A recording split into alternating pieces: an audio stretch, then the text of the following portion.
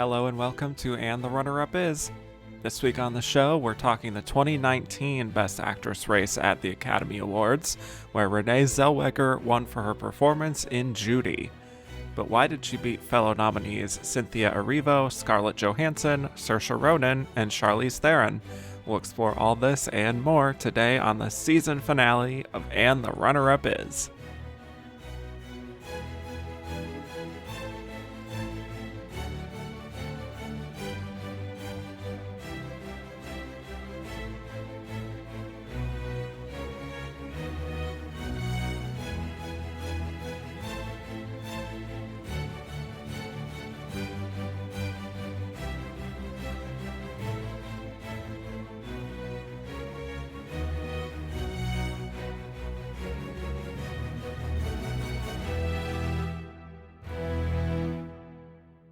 Hello and welcome back to And the Runner-Up Is. I'm your host, Kevin Jacobson, here to talk about the 92nd year of Best Actress at the Oscars, which covered the films of 2019. We'll be discussing how Renée Zellweger won, why the losers lost, and who we think was the runner-up of this Best Actress race. And my guest today is one of the best in the biz to talk about actresses. She is the creator of one of the best channels on YouTube, Be Kind Rewind, and she also co-hosts the Izzy and Murtada Picture Show with our friend Murtada El Fadl. You've heard her with me on the 1936 Best Actress episode and the 1985 episode. Here she is in the modern age this time, back for a third time. Welcome back, Izzy. Welcome back. Oh, thank you for having me. Thank you for having me and for those very nice things you said. I really appreciate it. Yes. Well, I'm so excited to talk about 2019 with you. But before we get into it, let's talk Best Actress as a category. So on first episode, you told me your favorite Best Actress win of all time was Liza Minnelli in Cabaret. And you've told me your favorite Best Actress lineup was 1974. Very good. Yes. Love that 70s era.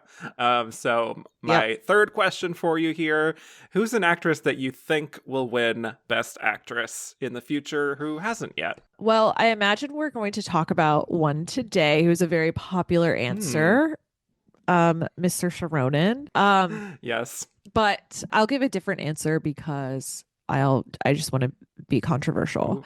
Ooh. I'm going to say Kristen Stewart. Wow. Okay. Okay. As I said, I'm just being a little controversial already coming today, in with the hot takes. Oh, we're just getting started. No. Exactly. Yeah. I think Kristen Stewart is extremely underrated. And of course, has done really interesting things in Europe and has an interesting relationship with Hollywood in the sense that I think they ideally would have wanted her to be something other than she has kind of become as an actress. Yeah. But I'm really interested to see what she can do. I think she has a lot of potential. It's fascinating to look at her career after Spencer and see that she's not really doing the prestige thing so much. She's just kind of following her instincts, which I think is actually very refreshing and I'm sure nice for her, and to not have to have that pressure, like you mentioned, of being someone maybe she wasn't. So if she does another prestige project one day, I definitely think she can get that momentum maybe a little later in life. I just think that's what I'm saying. Yeah. I'm saying there's a role when she's 45 or something where everyone's gonna be like, wow, it's gonna be have we underestimated her all this time? Yes. It's gonna be one of those very obvious things we should have seen coming. And you'll be like, we've been here, we've been appreciating her all this time. Yeah. So exactly. They just have to catch up. That's a good call. And I will say, pretty much everyone I've asked for this question has said Saoirse Ronan, so exactly. It's we know, the most popular, you know what I mean? Yeah, easily. Yeah. So I hope that's true. I hope she doesn't become, not to pour salt in the wound, but another Deborah Carr, something like that. I know. I don't think it'll happen. Okay. Yeah. I have faith. Me too. But my other question for you, you told me your most heartbreaking loss in this category, very appropriate for this discussion, was Judy Garland for A Star Is Born. And you said your most heartbreaking snub in Best Actress was Deborah Carr for Black Narcissus. Great picks, both. Ooh. So my third question for you, yes. Who's an actress, if you could pick any actress to win this category, who would you most want to see win this category, even if you may not think they will? I mean, again, I really would like to see more non-English or like US American winners. So, I mean, I guess like the obvious one would be like Isabelle Huppert has been nominated before. Like it's very silly to me that she just doesn't have one. Hmm. Sandra Huller would have been great. Yep. Like all of these European like Asian actresses who are just incredible, who just like have it so much harder coming over here and like selling their performances. Yeah. Good call. Yeah, all over the world, all over the world. Yeah. There's many of them. Yeah. But particularly those mean European ladies. Well, that is my favorite type, mean European ladies. Yeah. So they were the first that came to mind. And also because I was just reviewing, I like as one does, the Wikipedia page of Academy Award for Best Actress. And so those two names Hmm. popped out to me as Yeah. women I would have liked to have won recently. Yeah. So those were kind of top of Yeah. mind. It would be nice if they could just get another nomination. I think we should just work on that for now. Exactly. Because That's what I it's mean. ridiculous Yeah, it's that they like only have one. it's very Even with tough. Sandra kind of having this semi breakthrough last year, it's like still Tony Erdmann. I know. There's. Yeah. And she's not doing the Sammy Birch movie anymore, and I'm so Oh sad. no, I didn't know that. Yeah. You're breaking I my heart. know. Jeez. I know it's really tough. I'm really upset about it. Well, on that note, speaking of being upset about it, let's talk. Sorry. Let's talk this year at the Oscars, the 92nd Academy Awards. The nominees were Cynthia Erivo in Harriet, Scarlett Johansson in Marriage Story, Saoirse Ronan in Little Women, Charlize Theron in Bombshell, and Renée Zellweger in Judy, with the winner being Renée Zellweger. So before we break down these performances, we are 5 years removed from this lineup.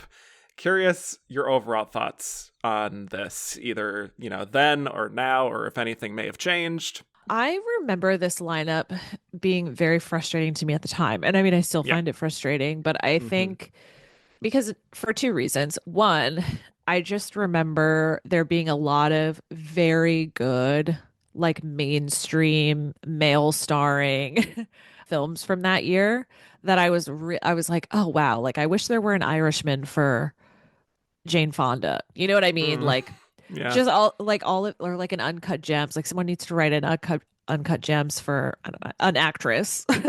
All these films where I was just like, oh my God, like I can't believe they have all these really interesting original or adaptations films that are better than some of these by like very rote biopics. So that was frustrating. I was a little just jealous, I guess.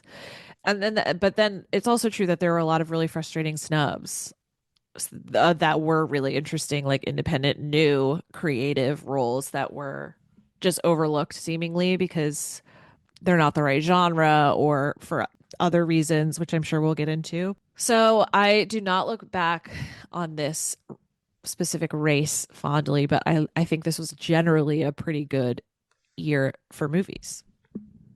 That is true. Yeah, that's the thing. This is definitely a downgrade compared to the last few lineups that we've been talking about.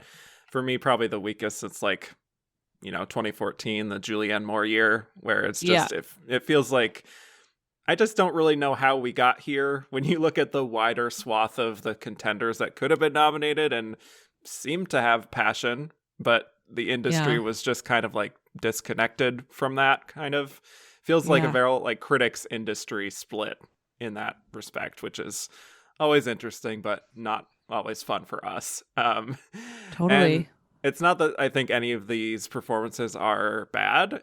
For me, it's just a disappointment that the Oscars went by and large with the most predictable picks, like 1, 2, 3, 4, 5, all the way down, like the most Oscar baity projects, and just called it a day, pretty much. 100%. Yeah, I agree with you. Yeah, especially just revisiting these. I was like, it's not that these performances are bad. It's just like some of these movies are so dumb. Like, and it's like Yeah. it's just, I mean, that's so disappointing. I agree. Yeah. So here we are. Yeah.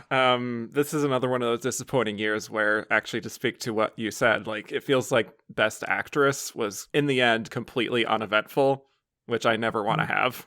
Yeah, exactly. And thankfully, I think every year since in this category has actually been like highly volatile. So we have a lot to look forward to on the show for that, at least. But Yeah. yeah, having said that, some interesting narratives happening, I think, with the individual actresses here. Obviously, Renee having her big comeback, Cynthia Erivo emerging as a star here, Scarlett Johansson finally getting in, and she's still young at this point, but she's still like decades into the business at this point. Yeah. So Saoirse Ronan continuing to just eat up all these nominations at such a young age. And yeah, Charlize Theron finally coming back too for the first time since North Country. And she had a lot of contenders in between that could have happened but didn't. So I do think each of them has a compelling story that maybe could have taken shape for a win. So a little surprised just how thoroughly Renee swept this year, because it feels like a year that could have been more up for grabs. So will be interesting to explore more of that later on. Yeah, You know? absolutely. For sure. Yeah. Well, shall we get into it with our first nominee? Let's do it. A very relevant actress for 2024, you could say, Cynthia Erivo in Harriet. All right. So, Cynthia Erivo gets her first Oscar nomination here. Plus, she gets another one in Best Original Song for writing Stand Up from this movie. So, to introduce her here, Cynthia Erivo was born in London, the daughter of Nigerian immigrants. Though she was mostly raised by her mom, she eventually attended the Royal Academy of Dramatic Art, and she started appearing on the stage in the UK in the early 2010s in various productions, including The Umbrellas of Cherbourg and Sister Act, and she debuted as Celie in an off-West End production of The Color Purple, which then transferred to Broadway in 2015, and it totally transformed her career, and she had across-the-board raves and won the Tony for Best Actress in a Musical. So following that, she won a Grammy for the cast recording, and she won a Daytime Emmy for their performance on the Today Show. So by 2017, she was already 3/4 of the way to an EGOT without even having made a film. So very impressive. She also did a little bit of TV in between all that, but she made her film debut in 2018 with her performances in Bad Times at the El Royale and Widows. And she got a little bit of critics' love for her performance in Bad Times. And then the next year here we have Harriet, her first lead role in a film. This is a film that had been years in the making. There were plans to have Viola Davis star as Harriet only a few years prior to this, but that never got off the ground. Cynthia was ultimately cast in 2017. So, this is a biographical drama about Harriet Tubman, the famed abolitionist who freed hundreds of enslaved men and women in the years before the Civil War. So she's introduced as Minty Ross, her name before she went by Harriet Tubman. It's 1849 in Maryland, where her mother Harriet is still a slave. She's married to a freedman, John Tubman. So after her plantation owner dies, she goes on a mission to free herself and others by trekking to Philadelphia, where she meets freed people and organizes an effort to get other enslaved people to safety, while members of her former plantation try to hunt her down, such as Gideon, the plantation owner's son. So, yes, let's get into Cynthia Erivo, someone who's only continued to build her stardom 5 years later with Wicked. But tell me your history with Cynthia as an actress and your thoughts on this performance in Harriet. I think, like many people, I was introduced to her via The Color Purple. I live in New York City, so I made sure to go see that performance when it was on Broadway, and she blew me away in that theater. I really do think that's one of my favorite performances that I've seen since living here Hmm. because of her vocal skill. I mean, she is just so powerful, and to experience it, I mean, everybody's seen it now on film, obviously, but to experience it in person is like another thing altogether. Just seeing it happen in front of your face, like she's a real person that could make this much volume. It's incredible and so smoothly. I think one of the things that I really liked about her interpretation of Celie that I think she actually uses in The Color Purple really well, and actually in Wicked, is her stillness. Like she does not, she's very economical with her choices and her movement. Like she's a very athletic mover, but she also like holds herself very straight and delivers kind of like a very steadfast interpretation of her characters, I think, like pretty Yeah. consistently. And I think that works really well in this film. Obviously, it kind of turns into an action film at some point, which like is something altogether different. But Yeah. like generally, I think her performance is good. It's just that like I have a lot of other problems with many of the like creative choices in this film, and that for me really detracts from it as an overall experience. Yeah. So good performance, but you have notes. Sure. Yeah, Yes. exactly. Right. Yeah, I really like Cynthia a lot. I've gone down many YouTube rabbit holes watching her various musical performances. Yeah, her voice is just out of this world, especially when she belts. The power she has there, one of the best, and just very smart, I think, with when it comes to using her instrument, her assets. I do want to sort of acknowledge some of the controversy with her casting in this and how it did have some backlash in the Black community, especially the African American community specifically, because she is British and also because I think she's said some things in the past that have raised some eyebrows, I think, in the Black community. That's not for me to speak on, but I did just want to acknowledge the context of what people were discussing at the time. So that's kind of swirling around this, but having said that, I do think she is quite impressive here and, seems to be coming at this with very noble intentions to bring this story to life. I don't think there's any trace of her accent. I think her voice work is really, really phenomenal, especially for someone with a very different dialect. And there's also this just very interesting tension, at least in the beginning, of like her circumstances being like, she's this very assertive woman who has to tamp down some of those urges to flee, and there's strength and there's resolve, and that is totally Cynthia's bread and butter, kind of like you said, the way she holds herself. And, even if there's a slightly glossy quality to the film at times, it makes it feel a little artificial. I do think she is largely innocent within that. And it's sometimes hard to separate the film itself from the work she's putting in, but I do think I can sort of see the intention there within some of those odd choices that you may want to talk about. Yeah, no, absolutely. I mean, I think I think it's hard to take this film seriously at times because of things like the score. Oh my It's God. very present and it's very Oppressive, I would say. yes. Well, and it also just feels like it was composed like decades ago. Does that make sense? Like it It's just doesn't very Miramaxy to me. yeah, Yeah. exactly. So that's one of them, but and then I think the flashbacks are a little 90s TV movie or Yeah, like like these the moments. visions she Yes, has. exactly. Yeah. Yeah. But yeah. So I don't know. It I was reading a review of it earlier today and it said like I think it was NPR's interview was like I could see this being used in classrooms as like a learning tool, which Yeah.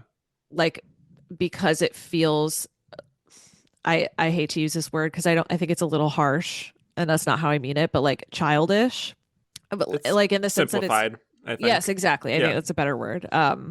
It just feels like it's like speaking to a level of like introduction and like explanation and not really getting to the root of who this character is and who this woman was. Yeah. Some of those visions that she has, they do take me out, unfortunately, where, I think I sort of understand the intention of being like, she was just someone who had this sort of gift as a leader and as a fighter and someone who had this urge to help people, and she could sort of predict in a way how things were going to go because she was just very smart.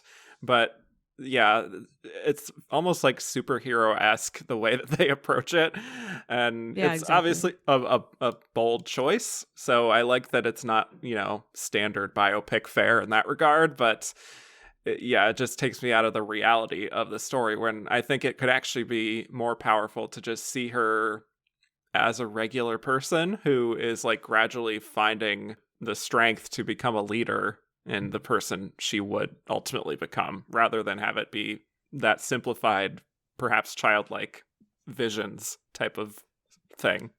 Yeah, absolutely. No, I agree fully. Yeah. And I think also another thing you mentioned is her physicality, which I definitely took note of here as well. Obviously, she did a lot of running in Widows. That's one that I could definitely see that. And there's quite a bit in Wicked, obviously, too. But here, those running sequences, that drive she has in her eyes, and even a little bit of the fear within that, but still just like how that drive kind of overpowers that fear, as cheesy as that may sound. I think that is very compelling. Like, I'm thinking of the scene where like the Joe Alwyn character, the plantation owner's son, catches her on the bridge and she tells him she's going to live free or die. Yeah. I just love the kind of certainty in her voice and how she literally just jumps into the water without even waiting for like his reaction or anything. Like, she's just very We're going. go, go, go, go, go. Like, Yeah, no absolutely. looking back, no self-consciousness at all.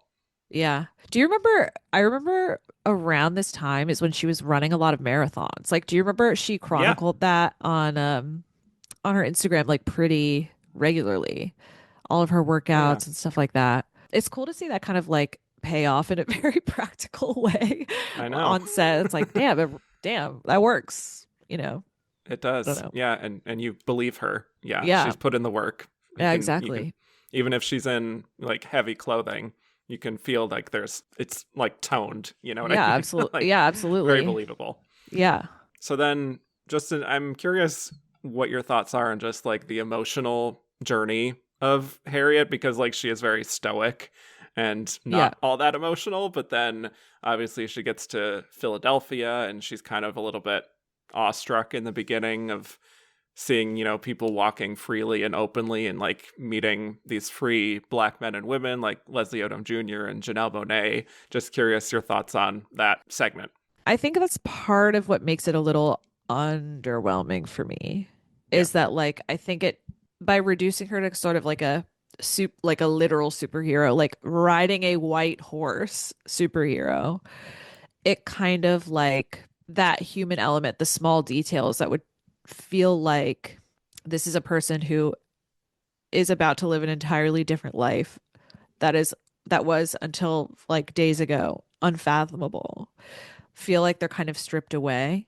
So it kind of like dulls the emotional impact of that and like sends her immediately back out for like a chase sequence. Yeah. I mean, like I think that's more of a script problem than Hmm. a Cynthia Erivo problem. But yeah, I never felt like this film packed the punch it probably could have. Hmm. And that's part of that for me. I would agree. I mean, I think there are a handful of moments within that I do find like an interesting detail in terms of like when she does see Janelle Monáe and she's kind of amazed by her at first because it's like, it's Janelle Monáe, it's fair. But Yeah. obviously she's like dressed to the nines and she carries herself like a true like lady. And Yeah. we can maybe assume that Harriet's never seen a Black woman presenting herself in this way before, maybe. But there's also a little bit of tension there of sort of feeling like this woman is ultimately kind of lucky that she's been a free woman all her life, but also she doesn't really know the same struggle. I think there's a point where she wants Harriet to like bathe herself because she stinks. And Harriet mentions something about how like, guess you never had the stink of fear, on you or whatever. Um, Yeah. I think there's some interesting tension there, but again, some of that just kind of comes and goes. It's not Yeah, really dwelled exactly. upon. I also found that really like one of the more interesting things about it is like showing the conflicts within that group and like that Yeah. community of like how far can we go? Like what is too big of a risk? And knowing that she's kind of also an outlier within that group of saying like, no, this I know this sounds crazy, but I'm gonna do it. Like we have to be radical. Right. That was interesting to me. Yeah. Yeah. And it's also interesting to see her just dealing with her family life at the same time of meeting her husband back home and he tells her that he's taken on a new wife and just the humiliation of that and the pain. I think she nails pretty well, like is very palpable because she feels like he just gave up on her essentially because he assumed she was dead. Like in a way, she feels like he didn't actually believe in her, that she could do all of this. Yeah. So I think that also resonates too. I do like when we just get those moments of Harriet to herself and just kind of collecting her thoughts. And sometimes we do get the visions and whatnot, but I just think the way that she sort of looks upon herself and tries to do some soul searching of trying to get past this, like that stuff does work for me. Yeah. And I think she does well in blending the idea of like her feeling like this is her calling and she's being ready to lead, and also someone who like becomes this mythic folk hero of sorts. And that's kind of what the vision of the film seems to be at the same time, Right. where she does just like kind of strike a very powerful image in certain moments, like when she's like going through the water at one point and she's just like With the trusting gun. her instincts. Yeah, that she's not going to sink or anything, and everyone's just watching her. Just in terms of imagery, I think that is quite striking, at least. Yeah, absolutely. I mean, it's so crazy. I don't know if you felt this way looking over like this race, but I felt this very like potently with Harriet specifically. Is like it's weird to think that 2019 was like far enough away, like we're now far enough away from it that it really does feel like a different like cultural moment. Like it's recent, but it's sort of it's like the conversations around a lot of these characters and roles and all of that kind of stuff just feel like miles away. Like I was thinking about like we talk about sort of this like mythic idea of Harriet Tubman and like appointing her rightly so as like a true like American hero. And at that point in time is when we were talking about like putting her on money and like all of this stuff. And now that feels so far away. Like there's no planet where we're getting Harriet Tubman on money in the next couple of years, or I don't know, maybe ever. You know what I mean? Like it just feels so different. And so like there's a part of me that kind of cringes at the artistry of this film, I guess, but is also kind of nostalgic for an almost like naive, like optimism. Like admiration of this person who obviously deserves it and like did so many incredible things, but has always struggled to have her story told. Like the fact that this is the first film about her is crazy. It's wild. Yeah, like that should not have happened. Yeah. So that's really interesting to me. That's what I was thinking about a lot. While thinking about this movie again. Yeah, I think there's a lot of expectation on this movie because it was the first in that way. And that's why some people may have felt it came up short. I don't know. Like, again, to bring it back to like some of her bigger moments that end up being kind of ruined for me is like towards the end where she has this big speech to her allies and her supporters or whoever she's gathered there about just like, I know that certain slaves are far away, but we're still going to try to, free them and make this effort like truly like nationwide in a way. Like she performs that with so much sincerity and honesty and still in keeping with the stoicism of Harriet. But then just like that score comes in and it's like this swelling orchestra that's just so Cider House Rules, like Miramaxy kind of in a way. And I do think it kind of undercuts her performance to not trust her power and like take in her words on their own. Like why do we need this overbearing, triumphant music? It drives me crazy. I know. And it feels like a little, do you remember that show Liberty's Kids? That was on PBS. No, I don't. Okay, think well, I it's do. a cartoon. It was a cartoon about the American Revolution, and it was very much like. Yeah, well, there you go. Yeah, it was like there would be an episode where they're like, "Oh, we're going to Delaware for just like a casual trip," and then they're like, "It's George Washington." Like they would do that kind of stuff. Yeah, and that's how I felt like toward kind of like some of the Underground Railroad scenes where they're like, "Frederick Douglass, what are you doing here?" Like it feels kind of like that. It's just like a little sloppy, and like I want more. Yeah, let's do. I would more. like more subtlety. Yeah, least. Exactly. Yeah. I mean, I do think her big confrontation at the end with Joe Alwyn is pretty good, Yeah, very a good one. Good badass action moment where she's I wrote down this line where she says that God never meant for people to own people, and that she's like seen the future and her people will be free. Just the way her voice carries that with almost like that, like a guttural tone, some in a Yeah, way. she It's she like very, punches it. She punches that dialogue, you know? yeah, it's just Yeah. like pile driving. Yeah. Yeah. And I think she does nail it even in moments that could be very cheesy ultimately with the dialogue. Yes, Hmm. of course the score comes in, but it's, I think, a very earned moment. I think So, so too. That's kind of where being a little stoic probably helps. It's like you can't really like the worst thing she could do is like overplay right. all of that because the rest of it is so overdone that it could get really silly really fast. So like thank God that Hmm. she didn't. Yeah. So I think we can maybe agree, movie not great, Cynthia innocent. Yes. Yes, yes, yes. Yes. So we'll see if Cynthia maybe gets another nomination in a matter of months. We're kind of dating this episode at this I point, but know. what do you think? You think it could I mean, I happen? think she will. Okay. Probably I I don't know. I haven't actually been reading a lot of the coverage, but it feels like that's the very possible that she'll get one. Yeah. Very She's highly likely. obviously in the discussion, but I don't Yeah. want to get down to a rabbit hole on this, but we'll see. We'll see. I'm always a We'll little see. skeptical when it comes to bigger, like blockbustery kind of performances. Like we just had Barbie with Margot Robbie not getting in, Oh, so that's so true. I don't know So if that's gonna true. carry over.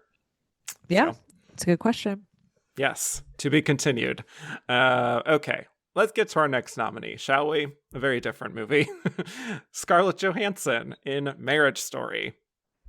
So, Scarlett getting her first Oscar nominations, plural, this year. She's a double nominee for Marriage Story in Best Actress and for Jojo Rabbit in Supporting Actress. She's the first person to get two acting nominations in the same year since Cate Blanchett in 2007. So, to introduce her here, Scarlett was born in Manhattan. She was inspired by Judy Garland when she was younger and had an early interest in entertainment, attending the professional children's school. She made her stage debut at an early age in the off Broadway play Sophistry, and she broke into film and TV in the early 90s when she was still very young, with her first film being in North in 1994. Her first leading role was in Manny and Lowe, which earned her an Independent Spirit Award nomination, and her career continued to rise heading into the 21st century with films like The Horse Whisperer, The Man Who Wasn't There, and particularly Ghost World. And she leveled up further with more adult roles in the films Lost in Translation and Girl with a Pearl Earring, winning a BAFTA for Lost in Translation. And she was essentially seen as a leading lady star from then on out, with a love song for Bobby Long and various Woody Allen films. Then she enters the world of Marvel, playing Black Widow, which became a long-term gig for her. Meanwhile, she won a Tony for A View from the Bridge in 2010, and she entered an era of semi-acclaim in the 2010s for films like Her and Under the Skin. So anyway, fast forward to 2019, and she not only has Jojo Rabbit and Marriage Story this year, but she's also in Avengers Endgame. So huge year for her on many fronts. But to get into Marriage Story, this is written and directed by Noah Baumbach. He had divorced Jennifer Jason Leigh in 2013, so he partly used that for inspiration, as well as stories of divorce from his friends. So the film follows Charlie and Nicole, played by Adam Driver and Scarlett Johansson, and their difficult process of getting a divorce. So Charlie is a New York theater director, and Nicole is an actress who frequently appears in his plays, and they have a young son. Nicole feels that she's put her dreams on the back burner to support him and grows tired of his selfishness, so they separate, and she goes to live in Los Angeles with her family, bringing along their son, and it becomes a custody battle over their son as Charlie grapples with the dissolution of their marriage, and Nicole tries to sort of find the confidence to follow her dreams.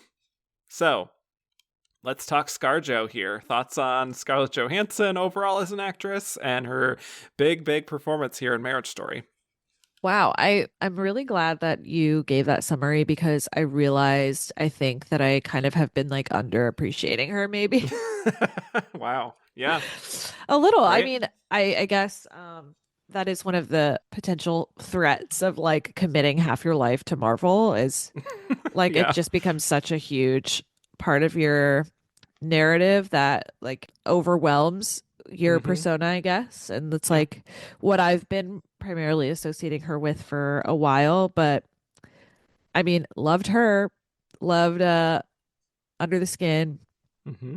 Lost in Translation. Like these are all great films. Makes me a little sad that maybe she wasn't in the indie scene more often Hmm. recently.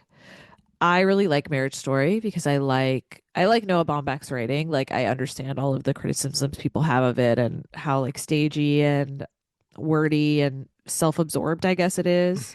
Yeah. But I do enjoy it.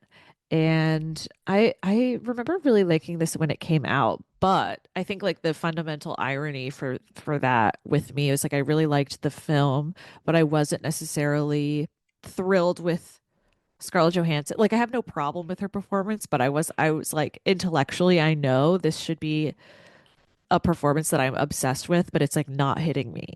And I Mm. couldn't figure out what it was. Because it's I love roles like this that are so like theatrical and like lots of dialogue and like very emotional.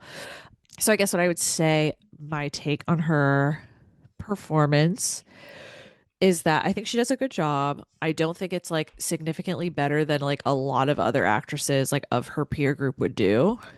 Like Mhm. if you recast it hypothetically, I guess. Watching it again, I felt the same way. Like Mm. I thought she was good, maybe like a bit rushed at times. Mm. But yeah, I don't know. I felt exactly the same way, which is just like I really like the story. I think it has a really good gut punch. It's like really sad. I've never been divorced, but it sounds horrible to go through. And Seems like hell. yeah, truly awful, especially in that context. Hmm. But yeah, that's kind of where I landed on it. Yeah. I don't know if that hits for you, if that makes I'm also, sense. yeah, definitely. I mean, I'm curious if maybe this could have been a Star is Born case of like the male lead overshadowing the female lead, because that's what we talked about last week. Yeah, I mean, maybe. I don't know how Uh, Adam Driver's performance hits you. I'm really interested in Adam Driver as like this man that like every auteur director of a certain generation is like obsessed with. Does that make Yep. sense? And I feel like Yep. Noah Baumbach is kind of like on the younger version of that, but Hmm. in this, I feel like he consistently benefits from being a mouthpiece for these men who are like getting these like big opportunities Yep. to kind of like write subtly about themselves or like their pet projects. And I think that kind of makes sense here. I mean, I think the film understands his problems better than her problems. Yeah, I think so. I think that is a little bit of a problem here, where it doesn't feel as both sided as it maybe should. But yeah, I like Scarlett a lot. I think she has a great movie star presence. She certainly has, a face for the movies, and she utilizes that, I think, to pretty great effect most of the time. Blockbusters, action films, sort of like a Charlize Theron type, actually. And like Charlize, I think there's also a lot of skill within that and a desire to challenge herself with a variety of different roles and, wanting to not be too typecast too. So, I mean, the first time I saw her was Lost in Translation, and I just found myself very taken by her screen presence and that kind of husky voice she has. And over the years, I've haven't really disliked much of what she's done. Yes, she's had some missteps and things like, Ghost in the Shell and some of the comments she's made about wanting to play any kind of role. It's just like, okay.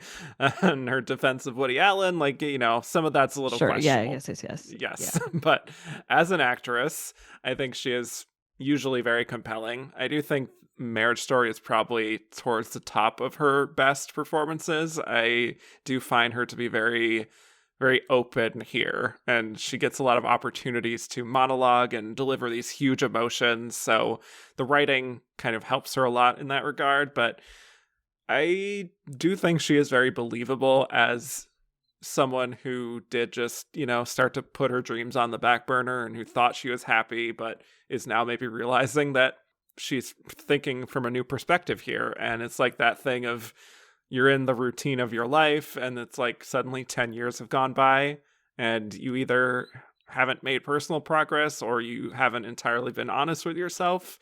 I think that part of it she taps into in a very honest way. Obviously, it helps that she herself is an actress, so that may not be too much of a stretch to be like, oh, she's playing an actor type. She's also an actor. But like the whole insecurity of like putting yourself out there and then being very open and very neurotic, I think all of that is at least accurately captured here.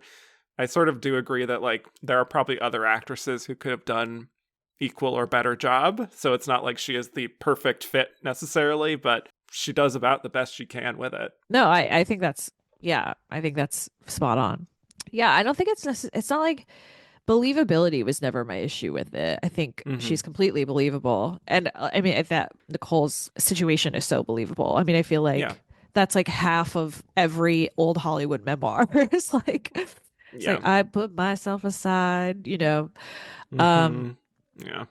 so yeah, I just think it's kind of, I don't know. I'm still having, it's been 5 years and I still have a hard time articulating what is not exactly clicking, but I still like it. Like I don't think it's a barrier to enjoying this movie at all, you know?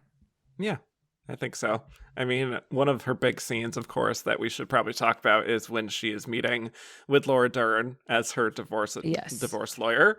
Yes. Huge showcase, and that's where she shows just how much she doesn't want to rock the boat too much with this divorce. And it's like she's putting her son first, even putting Charlie's feelings first of, he doesn't want to live in LA, even though it's the only other home she's known. So it's like Nora's kind of wanting to put Nicole's feelings first and allowing her to go off on this big monologue where it's just like pages and pages and pages. And Yeah. she does quite a bit of business, as they say. Like she's pacing the room and she's blowing her nose and she's like eating a cookie at one point, and becoming increasingly emotional. What do you think of that particular sequence? Because when I first saw it, I was like, this is very actorly feeling. But Yeah. Well, I think by the end, I got there with her. I think, well, that's the scene specifically I was thinking about where when I was like, oh, she's kind of rushing Mm, because maybe actorly is a better way to put it, where it just kind of feels like this is a monologue that's been memorized and needs to like come out, as hmm. opposed to like a woman who's like truly sitting and like in her divorce lawyer's office and like reflecting on everything that happened to her. Yeah. And she has a lot to do to kind of get through. Like as you said, it's very directed, like eating the cookie, and and she is crying the whole time. I think it's Hmm. like a really good performance that didn't like surprise me, or like sometimes I'm thinking about like an actor like Lee Grant, where sometimes she'll do something like a weird facial expression, or like she'll move her hands in a way where like literally no other person would come up with that, and that is like so interesting. Right. And I don't think there's a moment in this film where I felt that way about Scarlett Johansson's performance. And Hmm. that's not to say that it's bad. It's just to say like there's nothing that's sticking with me. And that's I think possibly what the barrier Yeah, is. Like it that just makes feels sense. like it's done. It's done competently. Hmm. Yeah, I get that. I mean, I think that scene it is self-indulgent. It is a little performative feeling, even when she's being very honest. I do think what she's saying and the way she kind of builds up to it eventually in terms of breaking down is quite effective. Like there's one of my favorite lines is when she says, I didn't really come alive for myself. I was just feeding his aliveness, Yeah. which is very like writerly Yeah. to continue the actorly writerly situation here. But I think that comes out in a way that makes sense that a character would say it in that way. And it's obviously a very common thing in marriages like this when there's children involved too, and this slight power imbalance where she put all his needs first. And she was so happy to just sort of be in the glow, in a way, of his greatness that she didn't even realize how much she was disappearing in terms of her own goals and her own needs. Yeah. It's devastating, honestly, Yeah, it is. to think Yeah, about. yeah. And I also uh, actually curious your thoughts on Laura Dern too, and how she sort of plays off of her, because I that's love very Laura Dern in this movie. divisive performance. Really? I don't think I Yeah, knew I that. found that. I think just the fact that she won an Oscar for it made it Oh, sure. divisive. Yeah. Yeah, because it's not the Laura Dern performance. I'd be like, that's her Oscar. You know what I mean?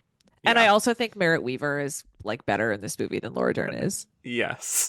Oh, you're served. Yeah, exactly. Yes. Her comedic timing. What did she say? She's like, her Northern England accent is incredible. It's like so Yes. bad.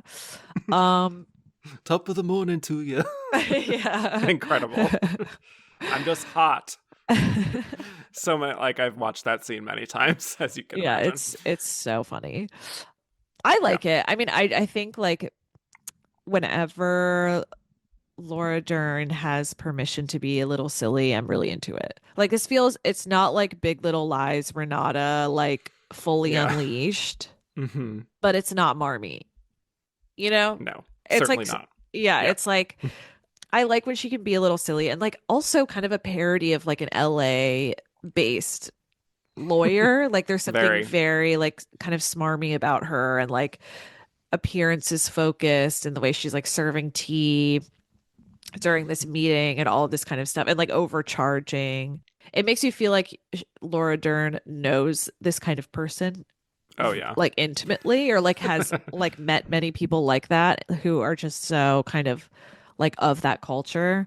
Hmm. Um and I think that's really funny. So I like It it. is. Yeah. Yes. And she is framed like comically tall, I find. Just Yeah. like the way we kind of like focus on her legs and her heels and everything. I don't know. I mean, she's what? She's got to be like 5'10". Yeah. Yeah. She just towers over everyone in this film. I Yeah. just find that fun. But anyway, I think as the film goes on, I think Nicole starts to disappear ultimately from the narrative after like that first hour or so, where it starts to Mhm. really focus on Charlie and he's kind of like stumbling his way through this whole thing and meeting with lawyers and bonding with their son and all that. So I think the impact of her performance is lessened ultimately because it Yeah. just starts to feel like, oh, this is kind of just becoming like Kramer versus Kramer in a way, where it's just like the woman has disappeared. And I feel She's like that figuring out her was, own stuff off screen. yeah, but I feel like that was kind of the insult that was lobbied at it for a long time. It's like if you didn't like Marriage Story, you're just like, oh, diet Kramer versus Kramer, like, Yeah. which is kind of fair in a way, but also like Kramer versus Kramer isn't perfect either. So, No, I agree. Yeah. But I think for her, we start to see a little bit how the benefit of being outside of his sort of influence does make her grow distant from him. So like when they meet up at one point and he notices her hair is like a different color or maybe shorter, like he doesn't really know what it is. He makes this comment about liking it longer and sort of is like questioning if something's wrong. And I feel like it yeah, really kind of registers on her face of being like, dude, like, you're are a you dick. that oblivious to all Yeah, to this? use her Like, words. Yeah, right. he's a dick. Yeah, right. And it just reinforces her decision, I think, to take this step. And her tone just kind of becomes more agitated over time. It's like where they agree to these separate Halloweens for their son. And it's like Charlie doesn't even know, like, what am I supposed to do with him? And Nicole's energy is just like, come on, man. Do I have to, like, do everything Step for up. you? Right? Yeah. No, totally. Yeah. And I appreciate that agitation because that must be very frustrating to experience. Yes. But I think she makes that sort of transition into someone who was trying to be amicable and nice and make this all clean for everyone into her hiring this very aggressive lawyer and then being kind of aggressive with Charlie and or at least more direct with Charlie, Yeah. making that feel natural in a way. So, And also, I mean, I think I will say that I think Noah Baumbach doesn't like let himself off the hook. If we're reading this as like yeah. an allegory of what really happened to him, like he does make this character an asshole. He's like in no Oh yeah. way lionizing himself, which I think is also important probably to acknowledge. Yeah. Given I that think so. where that relationship ended up, it's like it's not an insignificant relationship for film. Right. It's true. It's not a black and white situation we have here, Right. perhaps. Yes. Um, but actually, it's even not black and white in terms of their relationship either. In terms of like yes, they've been very sort of acrimonious through all this, but also there's one scene where like her gate won't close and she asks him to Yeah. come over and help her close it. And it's like this little bit of a truce moment between them She cuts his hair. where, yeah, she's like, oh, you look shaggy, and, agrees to cut his hair. And it's like this a little bit falling back into that comfortable sort of intimacy again. And I think that is what makes this such a painful process in a way. Like you see a little bit of guilt maybe creeping back in where it's just like we've been so awful to each other and now see like this could have been so nice, and it's just like that's what makes this whole divorce process so messy, is that you'll always still have maybe those lingering feelings in a way. Yeah.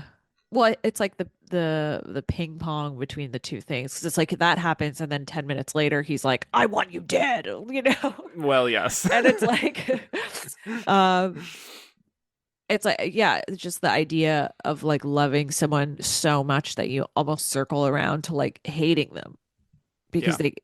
they aren't exactly what you envision Yeah.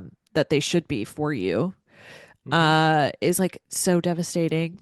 And I think this film does a really good job of showing kind of those highs and lows. I mean, especially that, like, I know people kind of make fun of the like wall punching and all of that. It Yeah. is very dramatic, but I think that that's how people feel. I mean, like Hmm.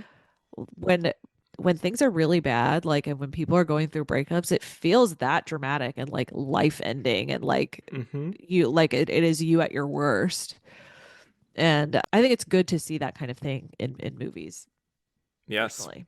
I think it's very cathartic. I think we should talk a little more about that scene, the argument scene, which definitely has Yes. been sort of memed to death by Sure. Twitter. Yeah, of Uh, course. but I don't care. I still find it very, very electrifying. Ultimately, like they're both really bringing their A games, I think. And I think maybe you can understand where both of them are coming from, even though I personally feel much more sympathy for Nicole in this situation, obviously. But it's like, once again, Charlie is centering himself above her and says, like, she's sort of suggesting she's just suddenly changed her mind about, like, oh, I actually was miserable that whole time. Yeah. And that she's suffocating and like all these things. And Oh, she's, I of could have course, had so many affairs. Shut up. exactly. But they modulate that really well to such a boiling point that I do find pretty riveting, especially from her and how she has to sort of match his explosive energy that he's bringing. Yeah. And she starts tearing up even. And it's like when you're in a really intense argument and you're getting so worked up that you're getting hot almost and like just like so emotional Yeah. that, yeah, I really do get that Just from her. out of breath Yeah, too. like Um, exhausting. Yeah. I one thing I really appreciate how that whole scene is feels like it escalates appropriately because it does Mm-hmm. start as like a very low key conversation between the two of them, and they're just kind of figuring out logistics, and just Mm-hmm. very gradually builds into this bomb going off in the living Yeah. room. And it's completely believable. Like it's not like it goes from 1 to 100 in a line. It like really builds in a way that I was like, oh my God, of course I can see how you got there. Yeah. Which I Totally. don't know. Like I think that's a really hard thing to do, and I really appreciate that screenplay for that reason. Mm-hmm. Yeah. And then, yeah, after he's punched that wall and he breaks down on the floor, she goes to comfort him a little bit in a way, like kind of Yeah. touching his hair and whatnot, which again just feels honest. Just the intimacy there, that Yeah. fine line between love and hate. Right, because it's like when he says that, I don't think that's a line that she or I, if I heard that, would take seriously. It's like that's Of more of an wanting expression. him dead or Yeah, wanting her like dead. yeah, it's like that is just an expression of like how hurt he is that he Yeah. would like say something that's so harmful and like so outrageous. Like, of course, he doesn't mean that. It's just like, oh my God, this person is like at his literal lowest, that he's just like resorting to like the worst thing he can think of. Mm-hmm. And it's like It's pathetic. It's a little And I, childish. yeah, Yeah. exactly. It's like Mm-hmm. you have no choice but to almost kind of, I guess you do have a choice. Like she could walk out. And I'm sure many people would choose to do that. But like, I understand the instinct of wanting to be like, oh boy, Yeah. we got to get this guy back up. Cause like her life also relies on him being like alive and mentally well. Yeah. Like she needs her kid's dad around occasionally. So it's like they have to work this out. And that's kind of Yeah. a moment where it's they're waking up and they're seeing how bad it's really gotten. Yeah. Big moment. But of course, eventually Charlie does sort of relent in a way, and it lets Nicole have their kid in LA. And, Laura Dern is like saying that she negotiated for better terms so that she can have like 55-45 custody. And it sort of, you can tell it kind of nags at her a little bit because she wanted it to be fully 50-50 and to have it be as amicable as possible, even with how far things went and gone down such an ugly path. But, she's happy to have it settled, and that does register on her face. But this wasn't really about winning for her. Like, it was just about finding herself again in a way and just being willing to finally separate herself from his influence. Yeah, closure. Yeah. Almost, in a way. But I think she knows, like, it wasn't all bad, right? Like, he's not a monster, like, despite some of his selfishness often. Yeah. That's kind of one of the things that I enjoy about this film is that it's just not leaving us on a sour note. It's like allowing a vision of the future where like there is self-actualization for both of these people outside of each other. Right. Exactly. Which is nice. Yes. So I think it's a very successful performance ultimately. And even though we can maybe see others in the role, perhaps, that it's not like a career defining, like it could have only been Scarlett. Yeah. I think she totally brings her all to it, so I like it a lot. Yeah. I agree. Yeah. So we'll see if she gets more nominations after this. It's always funny to me when someone gets 2 nominations in 1 year, and then that's know. it. Yeah, totally. It's been 5 years. She hasn't actually done all that much, actually, when I looked at her filmography. Like, she's only done, in terms of like live action films, she's only done like 3 movies, maybe. Since then. Yeah. Huh. I mean, 3 and 5 years like isn't that bad, I think. But for someone who's like truly like she's been working for so long and done multiple projects a year, it seems like she's slightly slowing down a little bit. Yeah. I don't know. Guess no one saw that space movie. That's not like about space exactly. Fly Me to the Moon on Apple TV Plus. I didn't know it. I thought it was a fake movie at first. And then I was like, it seems like a fake movie. Exactly. It seems like a 30 Rock movie. But then like I looked at the description because it was like on Apple Plus and it was like, like the marketing team behind the space landing. And I was like, it's not even about astronauts. Like I haven't seen it, but I was just like, you took like the space race and told a story about the people who had email jobs. Like, I don't understand. Anyway. Yeah. I have not seen it, to be clear. So this is what I'm garnering from the short description. Yes. Anyway, shall we move on to our next nominee? Yes. So our next nominee here, Saoirse Ronan in Little Women. So Saoirse gets her 4th Oscar nomination at the age of 25, mind you, following in the footsteps of Jennifer Lawrence and getting 4 Oscar nominations by this age. We last talked about her only 2 episodes ago for her performance in Lady Bird. So in between these nominations, she had a few films released in 2018, The Seagull, which kind of flopped, and Mary Queen of Scots, starring with Margot Robbie, which wasn't super successful either, but did score a few craft nominations. But with Little Women, this is Greta Gerwig's follow-up to Lady Bird, which sort of maybe gave her a leg up to be cast here as Jo March. She heavily campaigned to be cast here. So Little Women is, of course, an adaptation of the Louisa May Alcott novel. I'm just going to repeat the synopsis I gave from the 1994 episode with the Winona Ryder version, because it's the same story. Little Women is about the 4 March sisters, Jo, played by Saoirse Ronan, Meg, Beth, and Amy, who live in Massachusetts in the 1800s with their mother, Marmee, while their father is away fighting in the Civil War. And it's all about the sisters growing up, mostly centering on Jo and her wanting to be an independent person who has choice and freedom in the world, and she wants to be a writer. She also meets their neighbor, Laurie, who she forms a bond with the possibility of them becoming more than friends, but she ultimately sees him as more of a brother. And it tracks Joe's growing up and dealing with the trials and tribulations of life, including Beth getting sick, Meg wanting to leave the house to get married, and Amy being kind of a menace.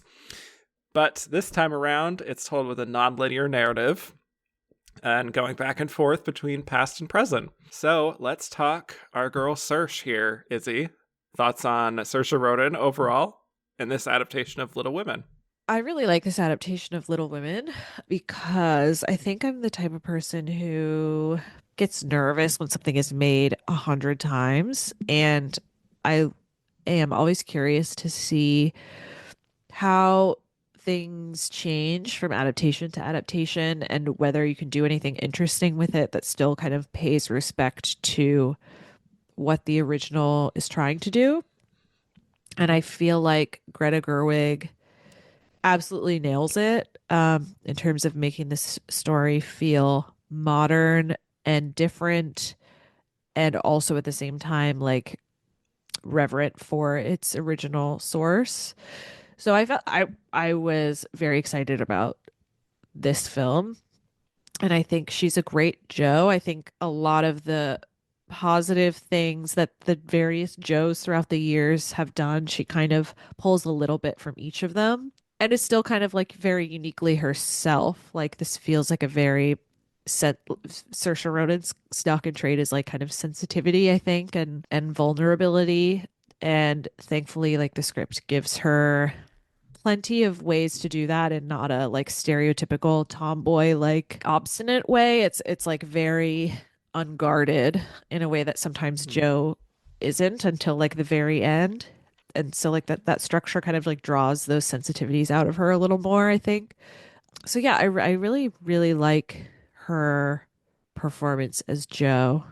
Yeah, just revisiting it, like I was surprised by how many things I remembered fondly. Like there are so many like 10 out of 10 scenes in this film for me where I'm just like, oh yeah, like yeah, the proposal scene is so good. Like, oh yeah, like her in the attic with Marmee, like is so good. Like, there's Oh, just yeah. a lot to love in this. I think if you like Little Women or if you don't, I think it's just a good family drama. So yeah, Yeah. I'm a We fan. love a good family drama. Yes. I love this version of Little Women so, so much. It feels like Greta just really cares deeply about not only Joe, but I think all of the sisters, really, which is actually a lot how I felt about Lady Bird, too. Just how much empathy she has for her characters, and the way the film is structured, too, I think is very interesting. It's an interesting perspective to show kind of how the past is sort of informing the present, and the contrast there, and also the lighting and that color scheme there, I think is just really seamlessly done, ultimately. And Saoirse Ronan, I think, is just truly perfect casting for this specific period of time to play Joe. It just feels like she fits the role so naturally that this is one where it truly feels right, where it's like, I can't think of another person. 100%, yeah. Yeah. And so, yeah, she just has the eagerness of Joe, the youthful energy even, and the cleverness. Like it's all there. Like even in the beginning where like you're seeing her very eagerly anticipating what this publisher is going to think of her story, and her running through the streets after, I think it's just the perfect vibe for this story, and that independent streak. It's just so compelling to watch and not annoying in a way that would be like, she's just so grating, she's just is very endearing ultimately. And I think that's just maybe us liking Saoirse as a screen presence, just the general us. But it's such an endearing performance ultimately, when it could be very cheesy or annoying. Yeah, and I think that has a lot to do with, I mean, like you said, Greta Gerwig has a lot of interest in Joe, but also the family in general. And I think Mm-hmm. this film is much more interested in the sisters and like their chemistry than a lot of the other versions are. Like they're not just kind of like side characters in Joe's life. Like they're much more present. And I think the Mm-hmm. casting in this film in general is great. Like you can tell they loved working together. Obviously, Timmy and Saoirse are just kind of like this duo that I think hopefully kind of becomes like our Kate and Leo in a way. Like we see them again and again kind of working together because their Yeah. chemistry is so good. But I think that's what helps. Like there are moments where I'm like that feels like a real family of sisters, like the energy of it and the chaos of it and how they're all kind of like insulting each other but also playing with each other and stealing each other's things. Hmm. If that felt so like lived in. Totally. And I think that has a lot to do with like the way that those actors interact with each other. Yeah, for sure. I think, yeah, those flashbacks we get are so special. I love how for her, you can sort of see her just bursting with energy and so much curiosity about the world. Even like her meeting with Laurie at the, her first introduction to Laurie and just not being shy at all, just being kind of gawky and dorky with him. Like when he says he spent a lot of time in Europe and she doesn't even miss a beat, where she's just like, Europe, oh, that's capital. But then she immediately is like, oh, my sister told me I shouldn't really, say things like that. Yeah. Which obviously speaks to her not always being like the most socially social person in terms of like fitting in with the normal crowd or whatever. But Yeah. again, just makes that very endearing, I think. Yeah, I think also too, I mean, that kind of speaks to one of, I think, Saoirse's best qualities is I think she's always been like a really mature actress, right? Like even going back to Atonement, it's like she's kind of working beyond her years Oh, as a yeah. child. And so I like that arc that Joe has of like being this young girl who's like, I can't dance because I burned my dress. You know, she's like Hmm. she's very like innocent and awkward, but you see her maturity so grow so much throughout this film. Like that girl that you're talking about, like on the couch with Laurie, feels like a different person than the one who's sitting across from Tracy Letts trying to get the rights to her book, you know? And Right. like I just think that speaks so highly of the way that Saoirse Ronan can truly embody growth and like age and what that looks like physically, kind of like the awkwardness of youth and the repose, I guess, of like a more like experienced woman. Yeah. I think she's really, really good in this movie. Yeah. And I also think to her credit, even though she maybe has a more compelling energy for me than Emma Watson or Florence Pugh or Eliza Scanlon, it never feels like she's overshadowing them Right, yeah. necessarily. Like it does feel like a true ensemble. So I think there's some generosity there from her as an actress. And Totally. it helps that Greta obviously wants to center the four of them more so than just having this be the Joe story. But I think again, you don't see any ego there from her. Yeah, And I love absolutely. those play acting scenes that they have together, where it truly does feel like sisters just bonding and in a very realistic way.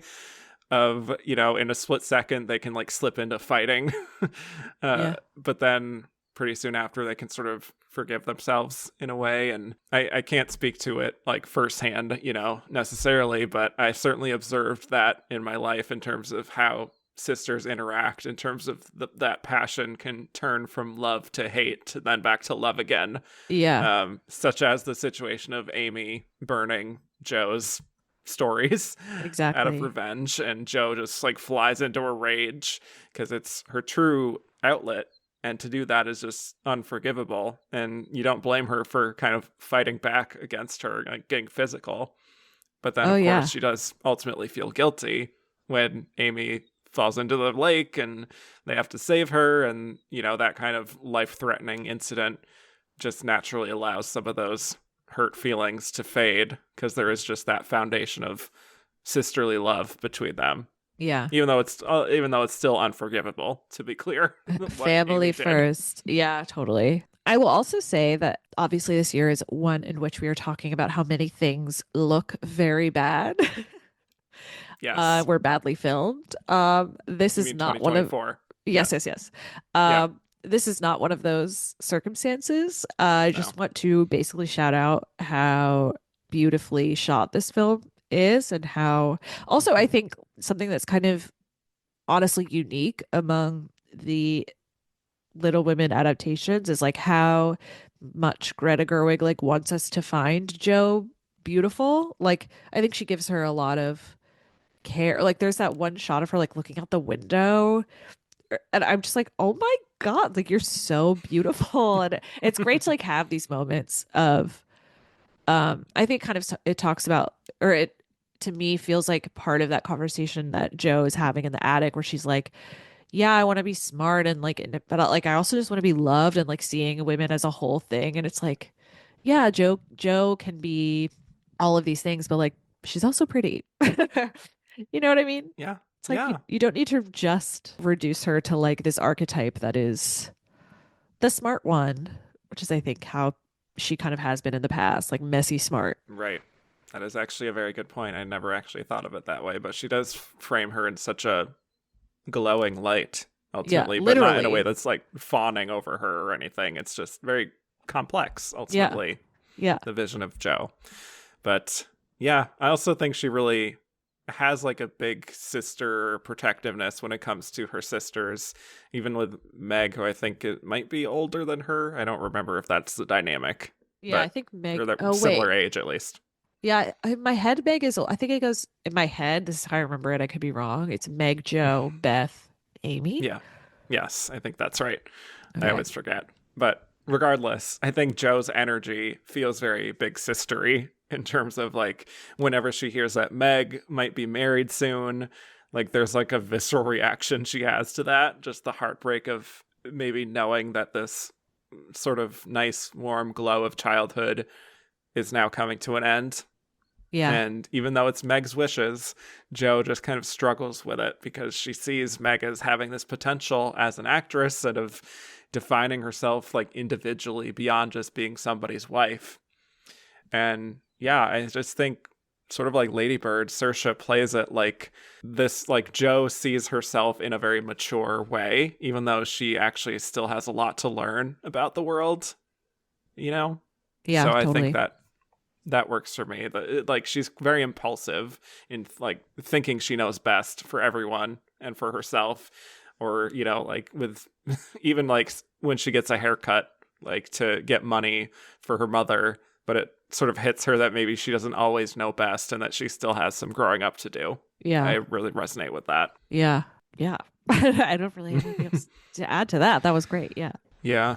I do think we should maybe also talk about that hillside scene of with course, Lori, classic. which is such a clear highlight where he's professing his love to her and she is kind of like desperately trying to convince him that it would be a bad idea for them to get into a relationship.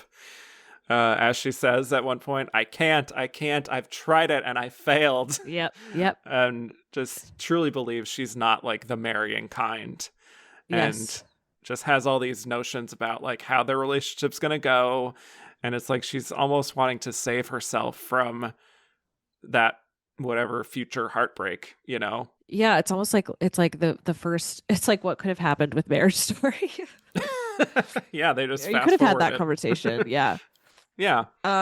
Yeah, I really, really love that conversation because I think it does a lot of things with Joe. It's on the one hand, I think she is demonstrating a lot of fear about what could happen, like if she committed herself to this lifestyle that she doesn't feel is right for her. I think it shows a lot of care for him Hmm. and not wanting to like subject him to her dissatisfaction, her potential dissatisfaction. And I think it shows a lot of ambition of just Yeah. like understanding exactly what that institution means and would mean for her dreams. So yeah, it's doing so much with like a very straightforward conversation between two people who really do love each other, like even if it's not like that. Yeah. So I do really love that conversation. Yeah. It's very intimate and very vulnerable in a way that we don't often see Joe, who is so used to kind of being clever and sort of dazzling people. Yeah. This is where she really does open up, and it's literally like I forgot how much like it's directly followed by the scene in the attic. Just like these back-to-back scenes for Yeah. Saoirse are so incredible, where she's starting to maybe be like, oh, should I have turned him down? And I love how Marmy's there with her and asking her if she truly loves him, and she can only really say she wants to be loved you Yeah. know and that yes, she would maybe say yes if he proposed to her again. But again, it's like Marmy's like, well, you still haven't said that you love him. Yeah. So that's a different story.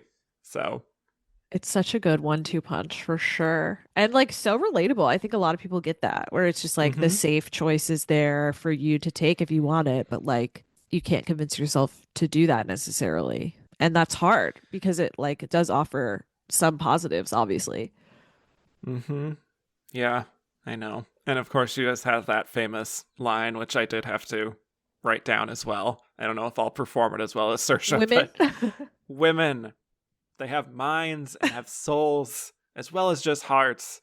And they've got ambition and they've got talent as well as just beauty. And I'm so sick of people saying that love is just all a woman is fit for. I'm so sick of it.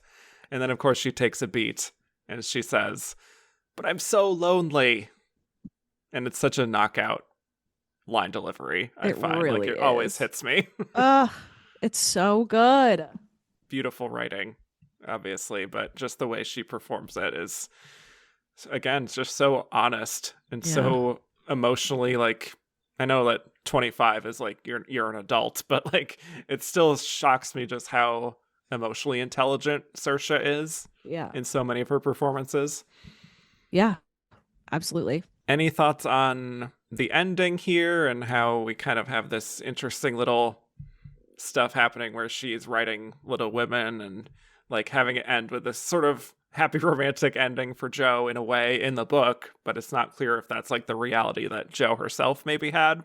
Yeah, I like that it's vague. I Yeah. like that it's sort of like because I my understanding of it from like a outside of the film context is that Louisa May Alcott like did not want the book to end the way that it ended, but kind of had to make concessions to make this book Yeah. more sellable.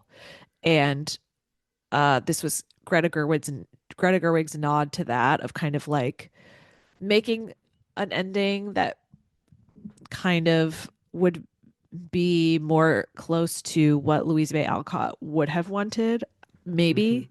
And I like that. I thought it was very like playful and respectful of Joe and Louisa. And also kind of pokes fun at how like silly the idea of this just like German professor entering the scene and like that is the man that she will love. Like it's so Right. silly, and I've always And kind of it's not in the liked that. rain and it's so romantic. Yeah, Yes. it's so strange. Like it never Yeah. really works. Mm-hmm. So I'm glad that it just makes things feel a little more true to the spirit of the novel, like what I think it Right. actually stands for. Yeah. It's very, very clever, I think, on Greta's part to write it in that way. And just the way Saoirse kind of has that kind of knowing look of being like, sure, I'll change it. Yeah. I just want my story told. But yeah, I think it's just a perfect adaptation. And for me, not that we're discussing it, but very worthy of an adapted screenplay Ugh. win Yeah, that for we real. ultimately were robbed of. So, Oy, oy, oy. yes, we'd rather not discuss perhaps the one that did win. But regardless, I think Saoirse really does shine here. I think a lot of the elements of this film shine. I actually prefer Laura Dern here compared to Marriage Story. Even though she has maybe less to do, it's still just so warm and, Yeah. empathetic. Everybody wants a Marmee. I think Susan Yeah. Sarandon will always be my Marmee, I have to say. Yeah. Whoever you grow up with Yeah, is she's your Marmee. yeah. Yeah. Who's your Joe? Is Saoirse your Joe? I feel like she's become my Joe. It feels Yeah. weird to say it because it's so recent, but I yeah. know. Yeah, it's so tough. I don't know how to answer. The only answer I have to that question is like not June Allison. I will take any of the others. Okay. Fair enough. I will agree with that. I do love Katharine Hepburn, though. I like her version. Yeah, I really relate to that one. I like how sporty she is. Yes, Like exactly. they Hmm. really just want to like she's like the butchiest of them, which I think is kind of fun. Yes, yes. But anyway, that's Saoirse. 4 nominations. Sad that we're already at the end here because this was a fun little, doing Brooklyn and Lady Bird and Oh, Little Women was a nice little pocket of time. And I hope we can get another nomination for her soon. we'll get there. We'll So, get there. yes, been 5 years, so I'm a little concerned, but we'll see. Uh-oh. um, yes. Speaking of uh-oh, shall we move on to our next nominee? Oy, oy, oy. I suppose All we right. have to. Yes, Charlize Theron in Bombshell. So, Charlize, getting her third Oscar nomination here, her first in 14 years, the last one being North Country in 2005. So quite a break, especially for an actress who had many opportunities to maybe come back with other performances in between. So to catch up with what Charlize has been up to since 2005, continuing to work in some smaller, gritty films like In the Valley of Ella and The Road and things that didn't really make much of a dent in box office or awards. But she co-starred with Will Smith in Hitchcock, which was a hit for her. Not a whole lot of highlights in the 2000s, quite frankly, until we got to the 2010s. She stars in Young Adult in 2011, getting a Golden Globe nomination and a lot of positive notices. She went into sci-fi fantasy with things like Snow White and the Huntsman, Prometheus, and of course Mad Max Fury Road in 2015, which she also got very positive notices for, and that film did very well at the Oscars, even though none of the performances were nominated. She had Tully. She was the star of Atomic Blonde. She joined the Fast and Furious saga. She did animated roles, just, a very diverse group of films in this era. And then we have Bombshell, and this is her first film in a while where I would say it felt like a very obvious Oscar player, which it ended up being. So this is based on a true story of the culture of sexual harassment at Fox News and its CEO, Roger Ailes. This was rushed into production pretty soon after Roger's death in 2017, with Charlize attached pretty early on to play Megyn Kelly, one of the leading anchors at Fox News, who eventually helped to take Roger Ailes down. So the film primarily follows three women: Megyn Kelly, Gretchen Carlson, played by Nicole Kidman, and a composite character named Kayla, played by Margot Robbie, who are all affected by Ailes' harassment. So for Megyn, she is also going through a scandal involving then presidential candidate Trump, who, blasted her for taking him to task during a debate, and she deals with threats and all kinds of criticism from that. Then we have Gretchen Carlson bringing forth a lawsuit against Roger, and partly spurred by his demoting her and firing her. That involves sexual harassment, so that causes a scandal, and Kayla is this new worker looking to make her way up the chain, but she's harassed by Roger Ailes too. So Megyn tries to stay out of it as much as she can until she starts to remember some of her own harassment that she dealt with from him for many years ago. So anyway, a lot going on here, a lot we can say. Tell me your thoughts on Charlize Theron overall, and her performance here as Megyn Kelly. I realized when preparing for this, I haven't seen a lot of Charlize Theron movies. Oh, I really haven't. I think I've seen like 3. Okay. Yeah, I'm really missing. Wild. Yeah, a lot of her filmography. So that is to say, I mean, I have a generally positive impression of her. Love her in Arrested Development. Okay. So that's one of the 3 things you've seen. That is not one of the that's like a 4th thing. Okay. So I guess, yeah. So, and I don't know. I don't have a complex view of Charlize Theron necessarily, but she seems like, am I wrong about this? She does a lot of producing as well. Yes. Yeah. Yep. And she's definitely become one of those actress / producer types. Yeah. Right. Which I think is cool. I always love that. Yeah. She produced this actually too. Yes, that's right. So I did see this in theaters when it came out. And I think I was like, I have to see what kind of train wreck this is going to be, because there's no way it can be good. And I don't know if I was setting myself up to not like it, but I really did not like it. And I don't think I'm alone in that. I think a lot of people didn't like it. And I imagine one of the things that we'll probably talk about is, I guess trying to reconcile personal feelings about Fox News and some of the people in this film. I would call them characters. Yeah, sure. Yeah. And judging it as a film, as on a fair basis, and not just being well, these are awful people, this shouldn't exist. Because I don't think that's a healthy way to look at art either.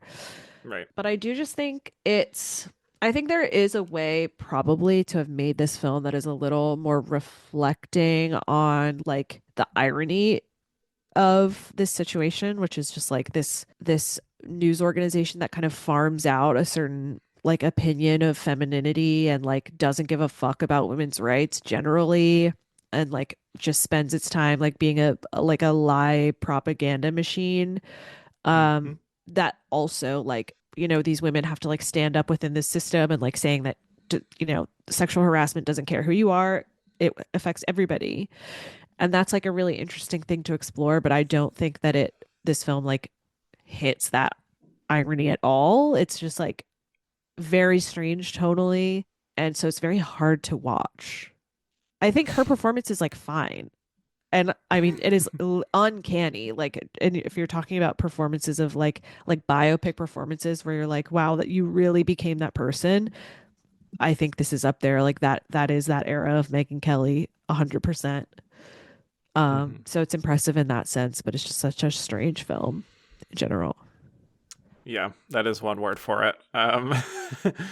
Yeah, this is a controversial one at the time, and it feels so even more so now because, yeah, the film really, really sidesteps what I think is the most compelling story here in favor of sort of you go girl taking down the man kind of feminism, Yeah. which is, yeah, that all these women were absolutely complicit in like upholding all of these very backward ideals.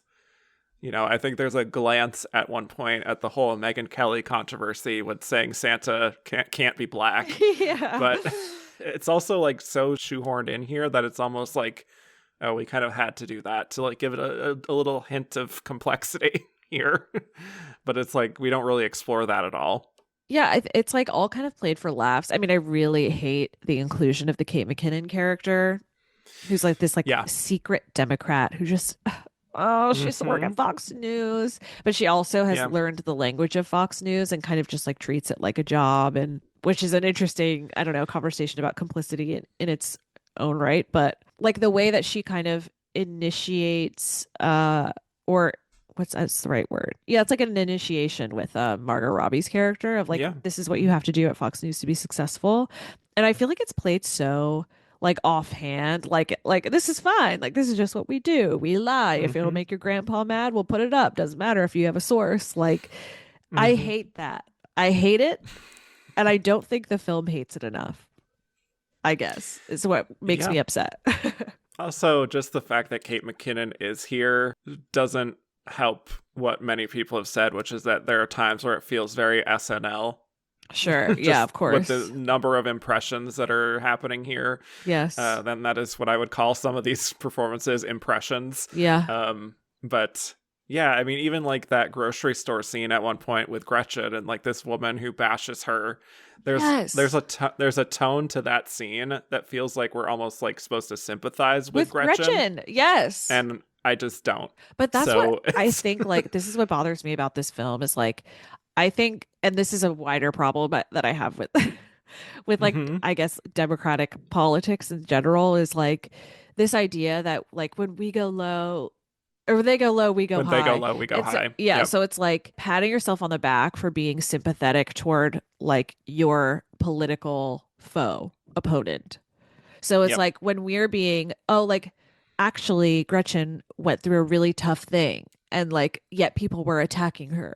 And it's like, oh, aren't we so great for showing empathy in this situation? And it's like, I don't care. Like this you can yell at Gretchen all you want. You know what I mean? Like it's Yep. so annoying to me. Yeah, Hmm. I don't know. Right. It's like, yes, of course, these women are victims of sexual harassment, and it is a horrible thing, and it doesn't discriminate. But I do think what it chooses to leave out and how it shapes the narrative here does just make it feel so much more simplified than it actually was in reality, which Yeah, again is a more compelling story, I think. The idea that this is happening at this particular institution, you know? absolutely. But so, not a huge fan of the film either. Charlize's performance, I think, is good. I think she nails the voice, certainly. This like specific like news speak that is like not exactly human, but is actually, like a half step Yeah. to, and that slightly husky tone in her voice, I think she nails. I think obviously the makeup, there's a lot of work there. That's a little bit of an uncanny valley situation where it sort of looks like her, it sort of looks like Megan, but also not really. It's like a hybrid of the both Yeah, of it's like a them. face meld. Yeah. Yes, exactly. If I were But Megyn Kelly, I would be very encouraged that like Charlize Theron well, that's almost true. kind of looks like you. Like, Yeah, be like, nice oh, yeah, compliment. appreciate that. Um, or Gretchen Carlson with Nicole Kidman, even. Well, I Which, think that one's a little more unsuccessful.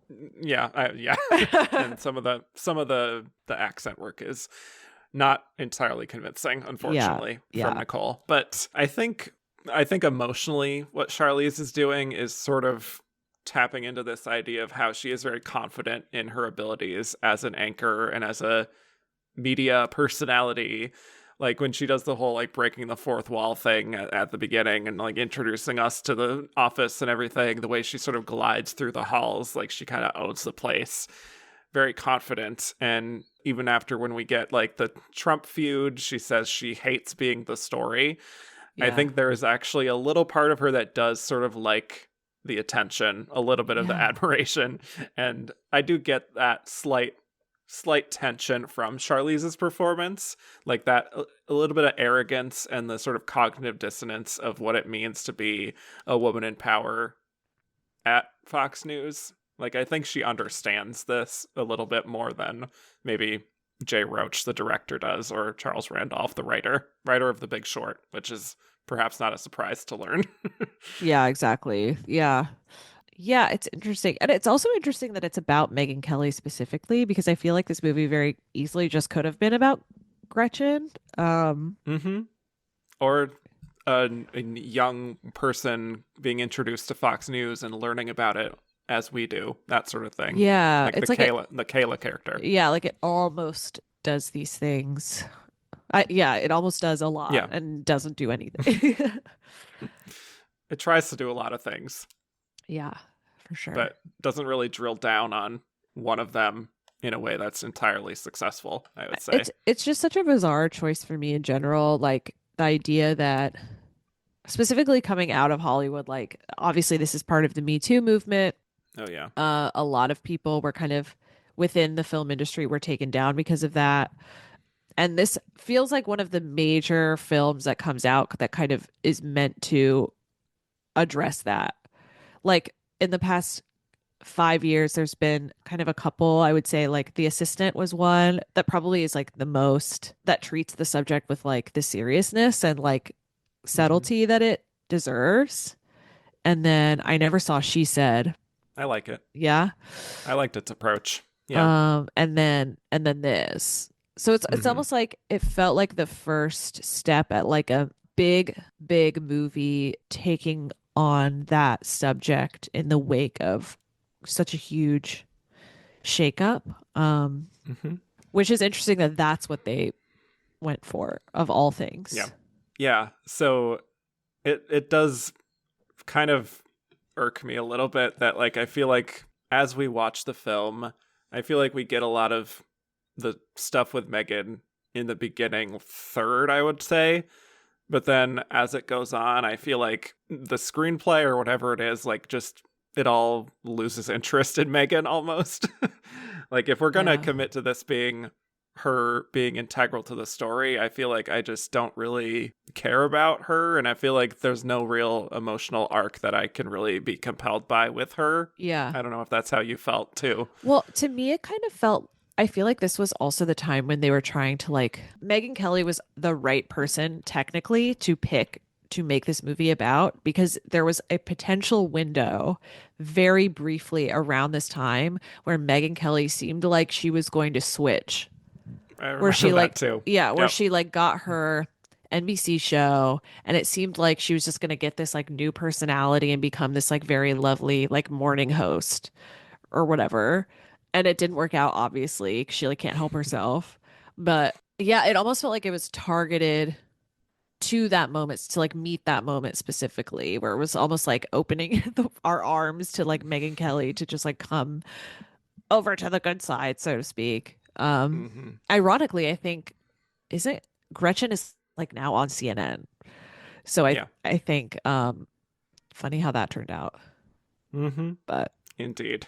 yeah. Yeah. that Anyway, to but in that respect. does that like Yeah. rhyme for you that like you choose Yeah, Megyn Kelly for a very specific reason that has nothing to do with her like probably. fundamental Yeah. lead part in the story?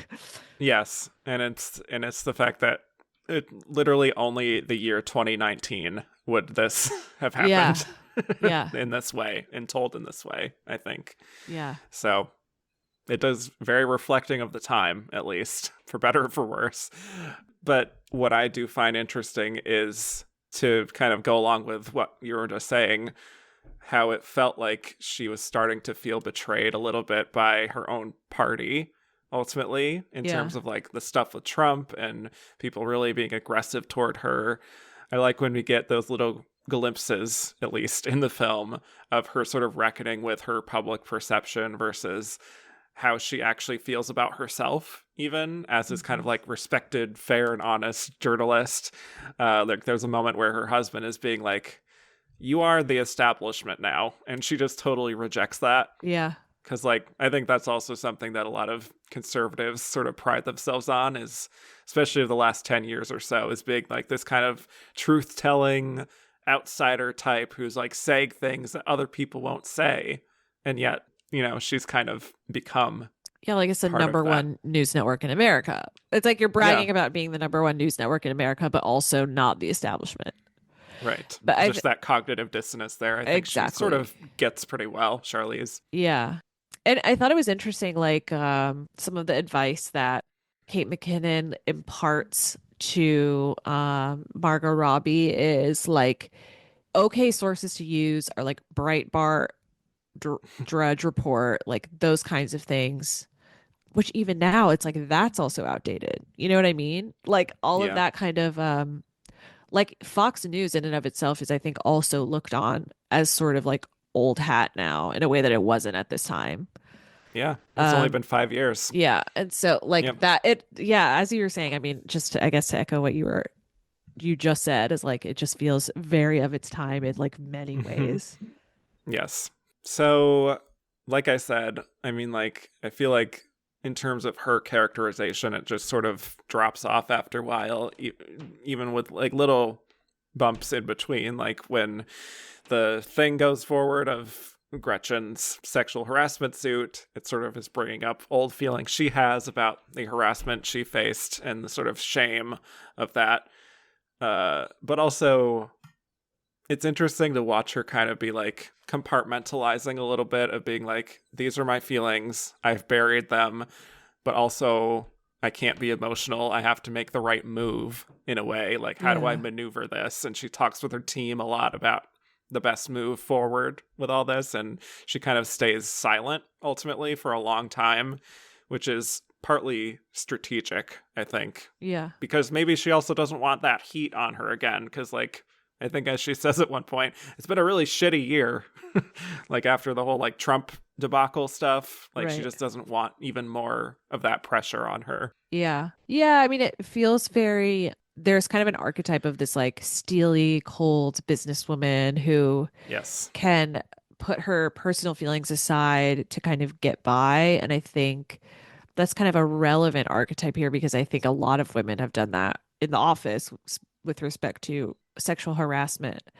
But Hmm. I guess like to go back to what we were talking about earlier, feels more insidious now because we know that like this steely demeanor is being employed to be like extremely racist and like any number of ists Hmm. that are just kind of completely unacknowledged in the film, which sucks.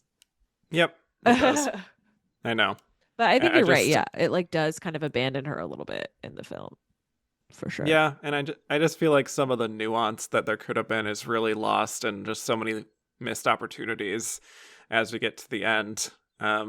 So yeah, I just honestly, like, I still don't even think the film really like completes whatever her arc was ultimately all that well, and it leaves it in a place for me of being like, okay, well, this is a good interpretation of Megyn Kelly and who she might be, but Yeah, I don't know if I get like a fully rounded character necessarily.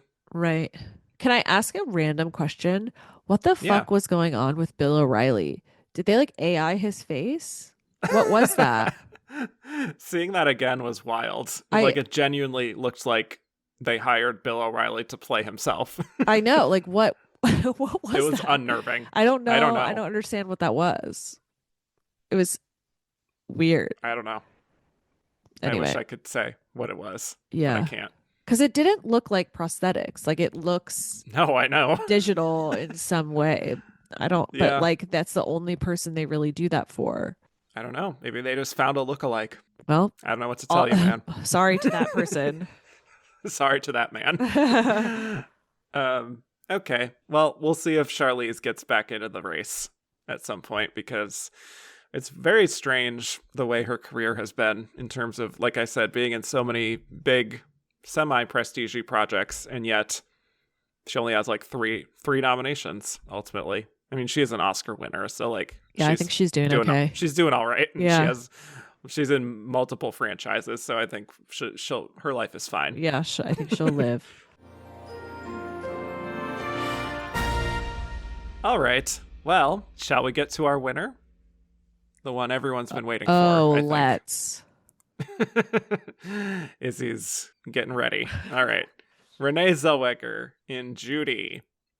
So, Renée wins her second Oscar here for Judy, first in lead. We last talked about her all the way back in 2002 for her performance in Chicago. So to catch us up on what Renee's been up to, the very next year she was in a key supporting role in Cold Mountain, of course, which earned her her third consecutive Oscar nomination and a win, totally sweeping the supporting actress awards that year, much like she did this year in lead for Judy. So after that, she took on more prestige projects like Cinderella Man and Miss Potter. She did voice work for some animated films. And then in 2010, she took a hiatus from acting just because she needed a break. And she returned after 4 years to film The Whole Truth, which was ultimately released in 2016. The year she was also in the third Bridget Jones movie. So Renée was away from our screens for 6 whole years. And from there, she did a few independent films. She had a rare TV role in the show What If? And then in 2019, she took on this huge task of playing Judy Garland in Judy, which she has described as the most challenging role of her career. So she did vocal training in order to sound as much as she could like Judy, because she does all her own singing in the film. So Judy captures Judy Garland at the end of her life performing in London. She was separated from her kids at the time, which caused great strain, and we see how she struggles to perform while abusing substances and still recovering from a tracheotomy that left her voice weaker than it used to be. And she befriends and then marries her fifth husband, Mickey Deans, but there's trouble there too. She tries to soldier on amid all her personal demons, with the film also flashing back to her dealing with the impossible demands that were put on her as she was filming The Wizard of Oz. So let's get into it here. I think this is, again, what people have been waiting for, to hear you discuss Renée Zellweger in Judy. What are your overall thoughts on Renée as an actress and her interpretation of Judy Garland? I didn't like it. And scene. What can I say? Okay. Renée Zellweger, I think, is iconic for Chicago. One of my favorite films ever. I think indisputably one of the best movie musicals ever. I maybe. Yeah. No argument from me. I love it. So she will always have a place in my heart for that. I think this movie sucks. I really do not like it. Okay. I think. But also here, what I will acknowledge at the top is that I think I'm coming from a very specific place, and I know about myself that I feel very precious about her life and the way that her story is told, and I don't know how to do it in the right way. And I don't, like, I've made videos about her. I don't know that I did it the right way. You know what I mean? Like, it's just very complicated and hard to do because I revere her so much. And so I know that I'm probably going harder on this movie than a normal person. But I also think it's sinful to have someone sing for Judy. It sounds awful. It doesn't sound like Judy. It sounds so clean. It sounds robotic. The idea that Judy was like hitting all of her notes at that time is like laughable. um Hmm. I hate every version that Renee made. Like, oh, the trauma, did you hear? I just said the trauma song instead The of the trolley trauma song. song. The Clang, clang, trolley clang went the song trauma. gives me trauma, as does Yeah. Come Rain or Come Shine. I mean, like all of it. Mm. And then I think like some of the choices are just so corny. Like every single time they do a flashback to baby Judy, it's just handled so dumb. Like it's so silly and it just feels so unreal and not complex and not like a person and just like Mm. ghost Louis B. Mayer on the set doing like sins. Like what are we doing? What is that? It doesn't make sense. It's silly. The end, I hate the ending of this, just like the audience member like getting up to sing Over the Rainbow. Like it's so like that's so corny to me. I think it just really poorly depicts how much she was struggling in her personal life at this time. Like this woman is months from death. Mm. She is, I mean, from descriptions of people who like knew her at this time, including her kids, they are like, she is like slow walking toward death. And the pictures of her are really hard to look at. It's not easy. Like dealing with addicts is not easy. Like the things that they go through. She looks so unhealthy. And I don't know what the answer to that is, where it's like to realistically portray someone who is in the throes of addiction to that point while also like not exploiting them, because I don't buy this performance as like an addict who is that close to death. Like Renee looks fit. She looks healthy. She moves well. She does like the Judy shuffle, which like I think she does a pretty good job with that body language. But it's just not, I would never look at that and be like, oh yeah, this woman is like ready to go, basically. I think it lets a lot of people off who don't deserve it, like Sid, Mickey. Yeah. So I just find it frustrating for so many reasons. And I think a lot of those are just informed by like, I don't know, my personal gripes and emotions. Yeah. To quote Diane Ladd in that one clip, you are very upset and chagrined. I sure am. Yep. That's fair. That's all fair. I don't have quite that intense of a relationship with Judy. Obviously, I do love her for many reasons, but Yes. not someone who has pored over biographies necessarily of her life to that extent. So for me, like I was thinking about what I was going to say about this performance, and I had the voice of Baby Clyde in my head, my guest from the 2011 episode, ringing in my ear because he said about Michelle Williams in My Week with Marilyn that, she gets at some of the emotional turmoil of Marilyn, but then when it delves into Marilyn as a star and demonstrating her singing or her public persona or all that, the fact remains that Michelle Williams is not Marilyn Monroe. She's just not. Here, here. And I feel quite similarly about Renee and Judy, which is that I find, some of the fragility she has and the sort of worn down quality, even though it's not maybe as intense as it was in real life, I think she taps into that in a way and, is bringing maybe some of her own baggage there in terms of how people talked about Renee herself, possibly, whether it be her appearance or just the fact that she hadn't really done much in a while, and now this being her second act, past her prime, that whole thing. I think she sort of understands that, like that's kind of the angle she's coming at it from. But then when she gets on a stage or she sings, I just don't see the superstar that was Judy Garland, unfortunately. Like I can respect in a way that she did do her own singing and she tries to sound like her, but it's just a little too nasally, I think, and a little flat even at times. For me, it's just not as well-rounded as Judy, even at this point in her career, honestly. I also just don't think she quite has the magnetism of Judy, even. So, like, she has a lot of good mannerisms, like you mentioned, some of the twitchy energy and the nervousness. I think some of that could potentially feel a little actorly, but I think she gets some of that right, like the slouch and the sort of struggling to keep alert and, the eyebrow stuff going on there. I think that's pretty well captured. But I don't know. I mean, I think emotionally speaking, I can appreciate the way she conveys the brokenness and of wanting to not disappoint her fans and just all the turmoil in her personal life. I do think that is decently played. The thing is, it is, again, to bring what Baby Clyde said, like, if that was just the task, the idea of, like, she's playing, like, this rundown entertainer with turmoil in her personal life, and she was fictional, it is a good performance. The problem is, the task is that she's specifically playing Judy Garland, Yes. No, I So, really do agree with that because I don't think this is like badly acted mhm, necessarily.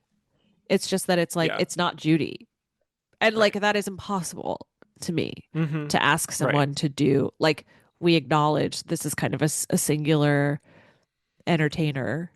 So like that's very, very difficult and like almost puts her Yeah. in this impossible situation. And I think is like kind of a fundamental flaw with the way most people do biopics these days anyway. Hmm. So it's not like exclusive to her in this performance. But yeah, I really agree with that. Like there's something about obviously I've never been to a Judy Garland concert, but I spent a lot of time with the Carnegie Hall album Right. recently because I made a video about it. And a lot Mm. of that album is like just stage work. Like it's just her talking to people and there's such a like warmth and friendliness in it that like you can imagine even if you weren't there, you know what it kind of feels like. And I don't like you were saying when she's kind of asked to be on the stage and doing kind of crowd work and like, how are we tonight? You know, that kind of stuff. It does feel, Yeah. it just feels like this isn't that kind of entertainer. Like you're just, that's not it. Hmm. And like, not to mention that this film tries to like put her in front of, um, like she has like showgirls with her at a certain point. It's just like this is a woman who can't afford to live anywhere and she's paying showgirls. Like where is this coming from? It's just like, and this is a performer who didn't really use those ever. So I'm Mm. just like, where is this coming from? I don't understand. So it's all these like little details where I'm just like, what are we doing here? I don't know. I find it Yeah. frustrating. No, I get that totally. Yeah. Well, actually, to speak to something that was invented, that was good. I don't know if you agree on this, but the whole thing with the two gay men who invite her into their flat and Yeah. she goes to just sort of relax there for a while. I actually find that very sweet, even though it's, again, total fiction. But, just to sort of see how eager she is and how they are, of just the way that they vibe off each other, I think is really sweet. And the way they're kind of like nervously making eggs for her. And then one of them is in a conversation with her about these anti-gay laws in Britain and Yeah. how much of a comfort she is. And it just feels like Renee kind of relaxes in that moment, and through Judy too, of being like needing to do every single tick and every single like little quality of Judy and just be like, okay, I'm just having a normal conversation with someone. And you can actually see this positive connection that she has with somebody, which we don't often get in the film ultimately. Yeah, I actually really I like that part too. Hmm. Because I do think so much of like the way that we remember Judy is like so intimately tied to her fandom, specifically within the gay community. Yeah. And so like to have an homage to that is I think a really appropriate nod to not just like this person as a performer, like as a like skilled artist, but also as like a person who made a very positive, influential impact on culture, like to other people. Like the fans are the other half of this relationship. And so I appreciate that as well. I mean, it feels like that is like you could do that with like it feels more potent here than it would in a Marilyn Monroe movie. You know what I mean? Like there is just like Yes. that tie to Judy Garland like with fans is so strong that it needs to be represented in some way. Yeah, because there's always been that relating to her difficult childhood and how much she just represents strength ultimately. Yeah. And I think that scene at least gives us that in, in a film that often just shows her frail and weak. And, I just appreciate the contrast there at least. I know. I mean, that's what I struggle with a lot when talking about Judy Garland, like how to quote unquote do it correctly or do it well. Yeah, it's just impossible. like because well, I mean, something Liza Minnelli says about Judy a lot is like I don't think of her as like a tragic story. Like she was very funny. She was like a good mother Right. on her good days and stuff, and like you don't want to think about her being sad. And so like specifically with this window of time in her life when it is, I mean, like looking at the facts of it, pretty grim. Mm-hmm. It's like hard to find moments to actually illuminate like how such a positive light she was for a lot of people. And so like if that moment doesn't necessarily actually exist in the history, like to invent it and like shift the focus away from these very sad last days is I think fair and like fine. It feels like it spiritually exists, even if it doesn't actually exactly. exist. Yeah, exactly. Yeah. But actually, from looking at your video, you mentioned another scene, which is the payphone scene that she has with Lorna, as kind of like one of her bigger showcase, like Oscar clip kind of scenes, where she's kind of laying out how she feels that it's best to not disrupt their childhoods or anything by making them move around, and that they should stay in LA. And it's painful for her to, essentially let go of the chance to see them for a while, but she knows that that's what's best. For me, I do think one line she does really land is when it's very simple, but when she says, "I love you. I hope you know that." Yeah. And Lorna just says, "Yeah." And we sort of just linger on Judy in that moment. Yeah. And just, you can sort of feel the torment going on inside of her. Yeah. Because I feel like she might know on some level that like this may be nearing its end. Yeah. In a way. Oh my God, it's heartbreaking. It's so sad. Mm-hmm. Yeah.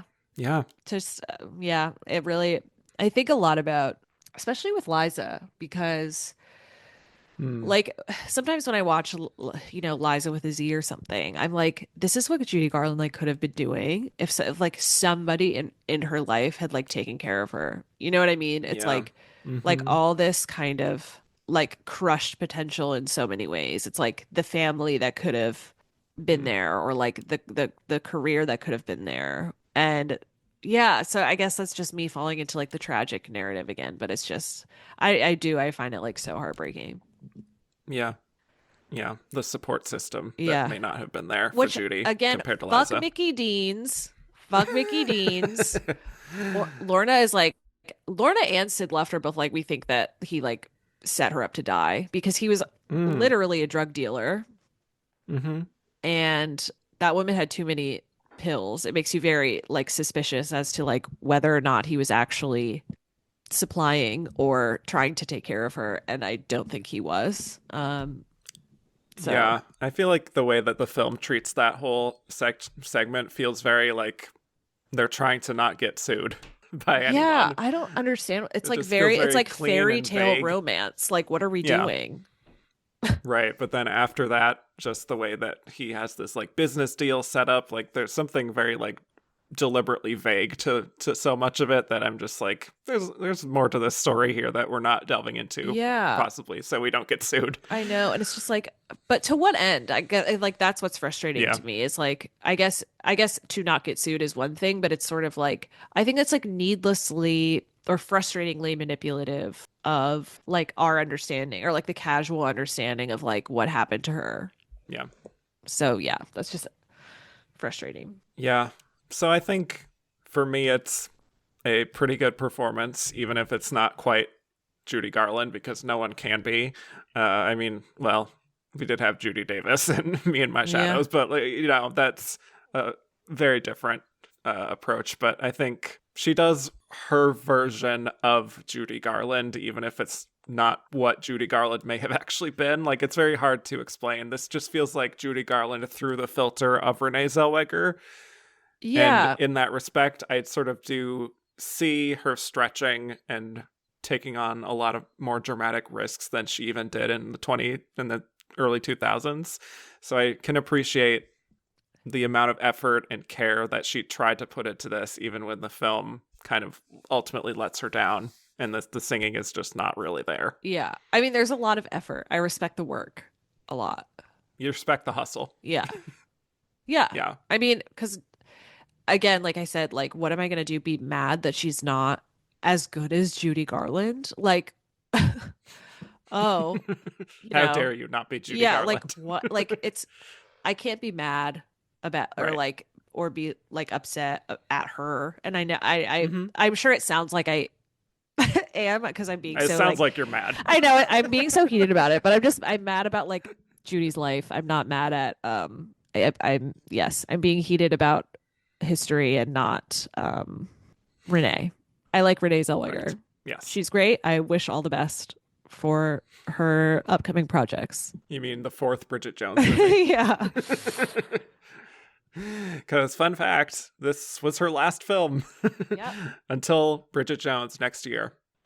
So, wild. Yeah. Anyway, crazy. I think we should move on to the Oscar race here and discuss why she won. So, for the precursors, the Critics Awards, Renee won quite a few, including the Independent Spirit Award and the National Board of Review. Scarlett won a lot of regional awards. Charlize and Saoirse won a handful, and Cynthia won, I think, one or two. But speaking again to the critics' industry disconnect, Lupita Nyong'o for Us was far and away the critics' favorite of this year. Yeah. And we didn't discuss her, which means she wasn't nominated. So tragic. But with the major precursors, Renee, Scarlett, and Charlize all got in at Critics' Choice, Golden Globe, SAG, and BAFTA. Saoirse was almost everywhere. She just missed SAG.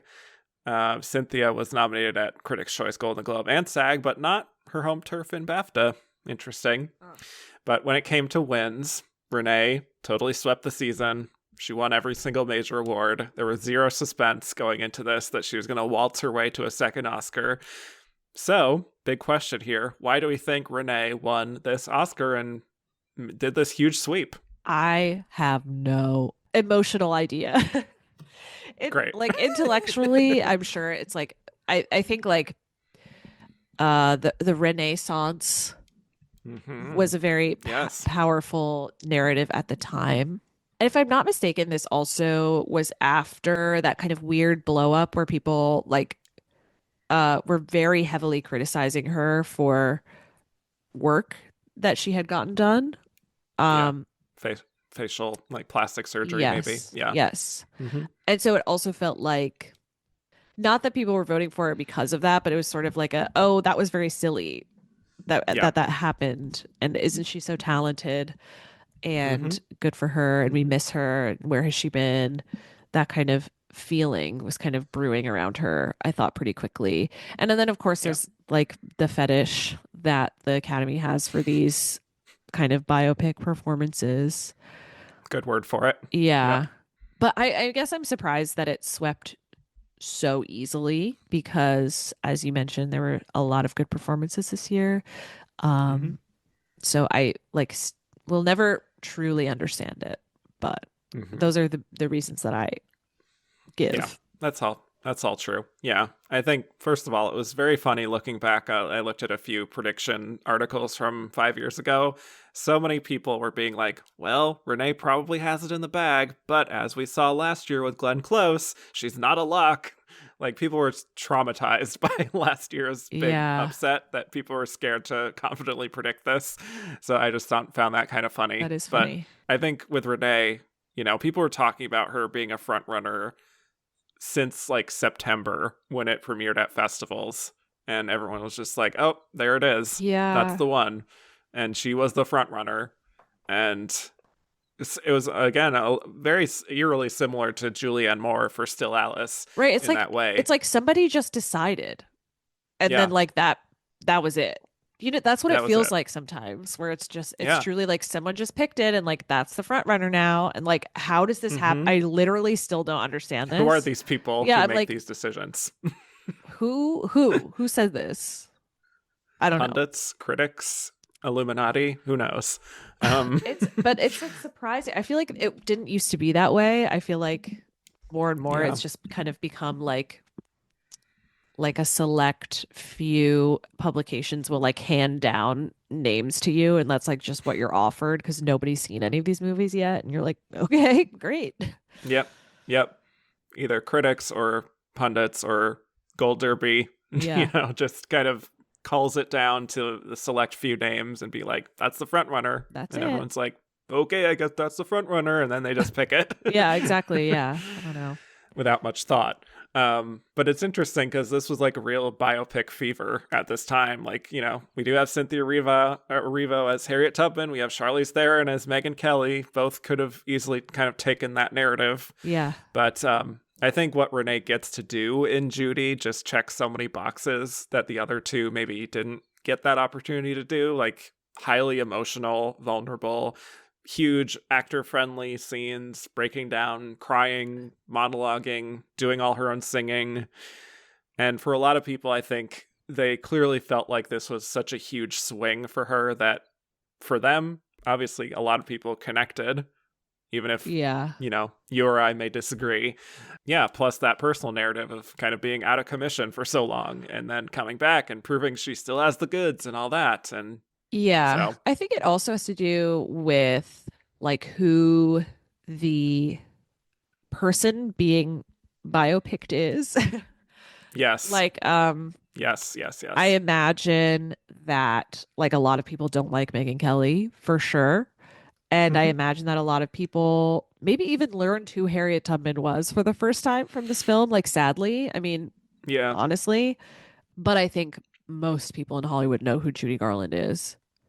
And I'm not saying that this is one of those things where it's like this is justice for Judy. Like I don't think there's that level of intimacy to these votes, but I think it's like, oh, I really like understand and appreciate this woman who like played a role in my childhood because I love The Wizard of Oz. Like there's kind of Hmm. just a link there that maybe doesn't exist for some of these other biopic performances. That makes it like Yeah. easier to like feel very affected by that performance. I completely agree. Yeah. And I think that's the same thing happened with Rami Malek the previous year, Yeah, I yeah, yeah, think, yeah. with Freddie Mercury, where it was just like, was this because specifically of Rami Malek, or is it just the character of Freddie Mercury or the Yeah, character literally. of Judy Garland? Yeah. Yeah. Yeah. You know? So I think that's a huge part of it. Plus, I remember with this year, literally, it wasn't just Renee, every single acting winner swept the whole season. Right. Joaquin Phoenix, Brad Pitt, Laura Dern, they completely dominated the whole thing. I forgot it was Joaquin Phoenix because that was such a strong actor year too. Yes, it Oh was. my God. Hmm. Antonio Banderas for Pain and Glory, you were robbed. Yeah, Adam Driver in Marriage Story, I literally. would have taken, Oh my so gosh. I Well, even like Leo in Once Upon a Time in Hollywood more than The Revenant. So, just saying. But so I just think, they just didn't think too much about like, oh, I need an alternative. I feel like the real excitement was in Best Picture with like Parasite, kind yeah, of that surging in that way. yeah, And the acting was just like, yeah, all right, we'll just rubber stamp. totally. Yeah. I mean, yeah, it sucks kind of. I don't know. I would have loved Yep. to see more competition in this category this year Yeah. specifically. And it does make me wonder who the runner up was, which we will discuss in the last segment, because who the hell knows? There was literally no alternative the whole Yeah. season, No, so I it's was thinking impossible about it. to It's know. like, I mean, take your pick because it's kind of like Yeah, I don't right. think there ever was one. Right, exactly. So we shall see what we say later on. Are we ready to take questions? Yeah, let's do it. Yes. All right. People are fired up about 2019. Yeah, I apologize to everyone who liked that movie. I'm sorry, I just like shat on your dreams. I don't know if there's like a lot of like Judy hardcore defenders necessarily, but No, they're I out know there are there. quite a few people who like the performance, so Yeah, respect to sorry. them. Sorry. Yeah. I really mean no harm. Amar said, "Is this the most Oscar baity lineup of actressing in the history of Oscar bait?" Huge contender. Maybe not ever, but Yeah. like, I mean, it feels like it's a type of performance for sure. Yes, yes.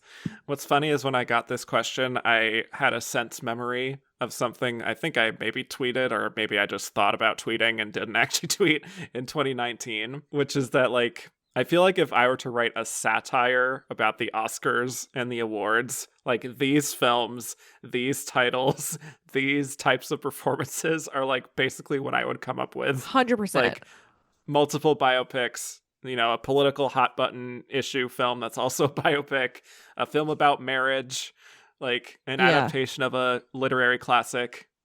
Like it's just like Easy. Yeah. almost a parody of itself to look at like the titles themselves I and the know. performances. And 1917 was this year. So it's like that big World War One movie Exactly. at the Yep. Oscars, really? And then Once Upon a Time in Hollywood. Yeah. But Amazing. it's just very predictable when you look at it in a vacuum. Like just being like, oh, well, of course these got nominated for this. Hunter K. Taylor, is this the worst lineup since 2005? Yes. Whoa. Okay. That's what I wrote. I wrote that down in my notes. I was like, yes. Yes. I just underlined. wrote yes. Okay. I don't know if that's true. I did write that at like 1 a.m. So I think 2011 is worse for me personally, with Meryl and the Iron Lady and Glenn Close and Albert Nobbs and that's Michelle true. Williams in My Week with Marilyn. I guess I have enough affection for Girl with the Dragon Tattoo that I'm like okay with it. That's fair. Yeah, but I don't love 2014. But I agree that 2011 is pretty bad. It's not great, Bob. Duck Soup said, "Did this year's lineup make it easier to not get as invested in the Oscars after 2018?" This is specifically a question for me. Oh, wow. Because of my Glenn Close stand-up. Yeah, I feel like I felt very little of that kind of passion this year, especially once we got to the nomination stage. Like, I was very excited about Lupita Nyong'o and Alfre Woodard and, all these great possibilities to get nominated. And then once we got here, I was like, great, cool. This is what we ended up with. I don't care who wins. No, totally. Well, it's kind of what I was saying earlier in the episode of just like kind of feeling sad because the year itself was so good and then just feeling really let down. I think, I'll like on my end, I think coming from this year specifically onward, I just feel like my taste diverging with the Academy so much that it has just each year it like becomes progressively harder to feel like deeply invested in what they're doing because it's just like so narrow and like limited. And it's frustrating. It's like it feels different when I look at stuff from like decades ago, but like being a part of it now, you're just like, oh god. Yeah. Andy Bayless said, "Jane Fonda announcing Parasite this year is my favorite presentation of any award ever. Her delivery deserves the Oscar over Renee. What is your favorite presentation of Best Actress ever?" I mean, the only answer is the tie, right? Literally word for word. Yeah. Yes, the tie. The tie. Ingrid Bergman announcing the tie. Yeah. It's a tie. It's a tie. So good. Her like hand on her chest. Incredible. I know the drama she brings to it. Yeah. That's what makes it. So Jared Rounds, Miles McHale, and Rolando, they all kind of had the same question, so I combined them all here. Do you think they gave Renee the award as a way to make up for Judy's snubs? I don't. Yeah, I feel like I kind of talked about that a little bit earlier. I don't think it's like specifically about that, but I do think there's like affection for Judy that made an impact. But I don't think anyone. I think so. Very few of us are sitting at home like being angry about 1954, Well, speak for yourself. Well, I count us among the few. No, that's fair. Yeah, that's true. There are dozens. The few, and dozens the proud. Of us. Yeah. Yes, always. Yeah, I don't think so. That was a very popular claim at the time, but I think her playing such a huge legend and just the, I guess, lack of competition, maybe, quote plus her own unquote. narrative, Yeah. it all coalesced for her. They also asked if so, why didn't the same happen with Michelle or Anna for Marilyn? Um, well, I don't think anyone, I think we're still like trying to undo the idea that Marilyn was a bad actor. I don't think that's happened yet That's a fair necessarily. point. Yeah. Um, and obviously like Blonde had a lot of other issues going on. Yes. That I Looking think forward to probably, revisiting that soon. yeah. Um, Christoph said, explain Renee Zellweger's career. Please do. How did she come back from seemingly nowhere to dominate this Oscar season only to disappear back to nowhere once it was over?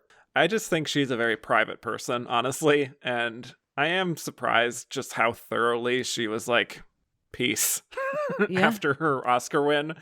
But she did a mini series a few years ago called The Thing About Pam, where she like did a bunch of makeup stuff, which I don't think was entirely successful. Yeah, I don't know. I just think she is interested in other things, perhaps at this stage in her life, and Yeah. that's her prerogative. And I love it. I think she's like, Yeah, she seems like a really cool person and like really chill. totally. And Yeah, I generally like her as an actor. So I guess I'm still trying to dial back on my rage. It's not Renee. It's not Renee. Renee Innocent. Renee Innocent. Yeah.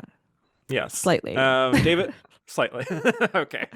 David Musings, Eric Maxwell Bruns, and Time Lady all want to know why this happened, basically, which we already talked about, what the narrative was, but also why others like Saoirse or Scarlett couldn't win.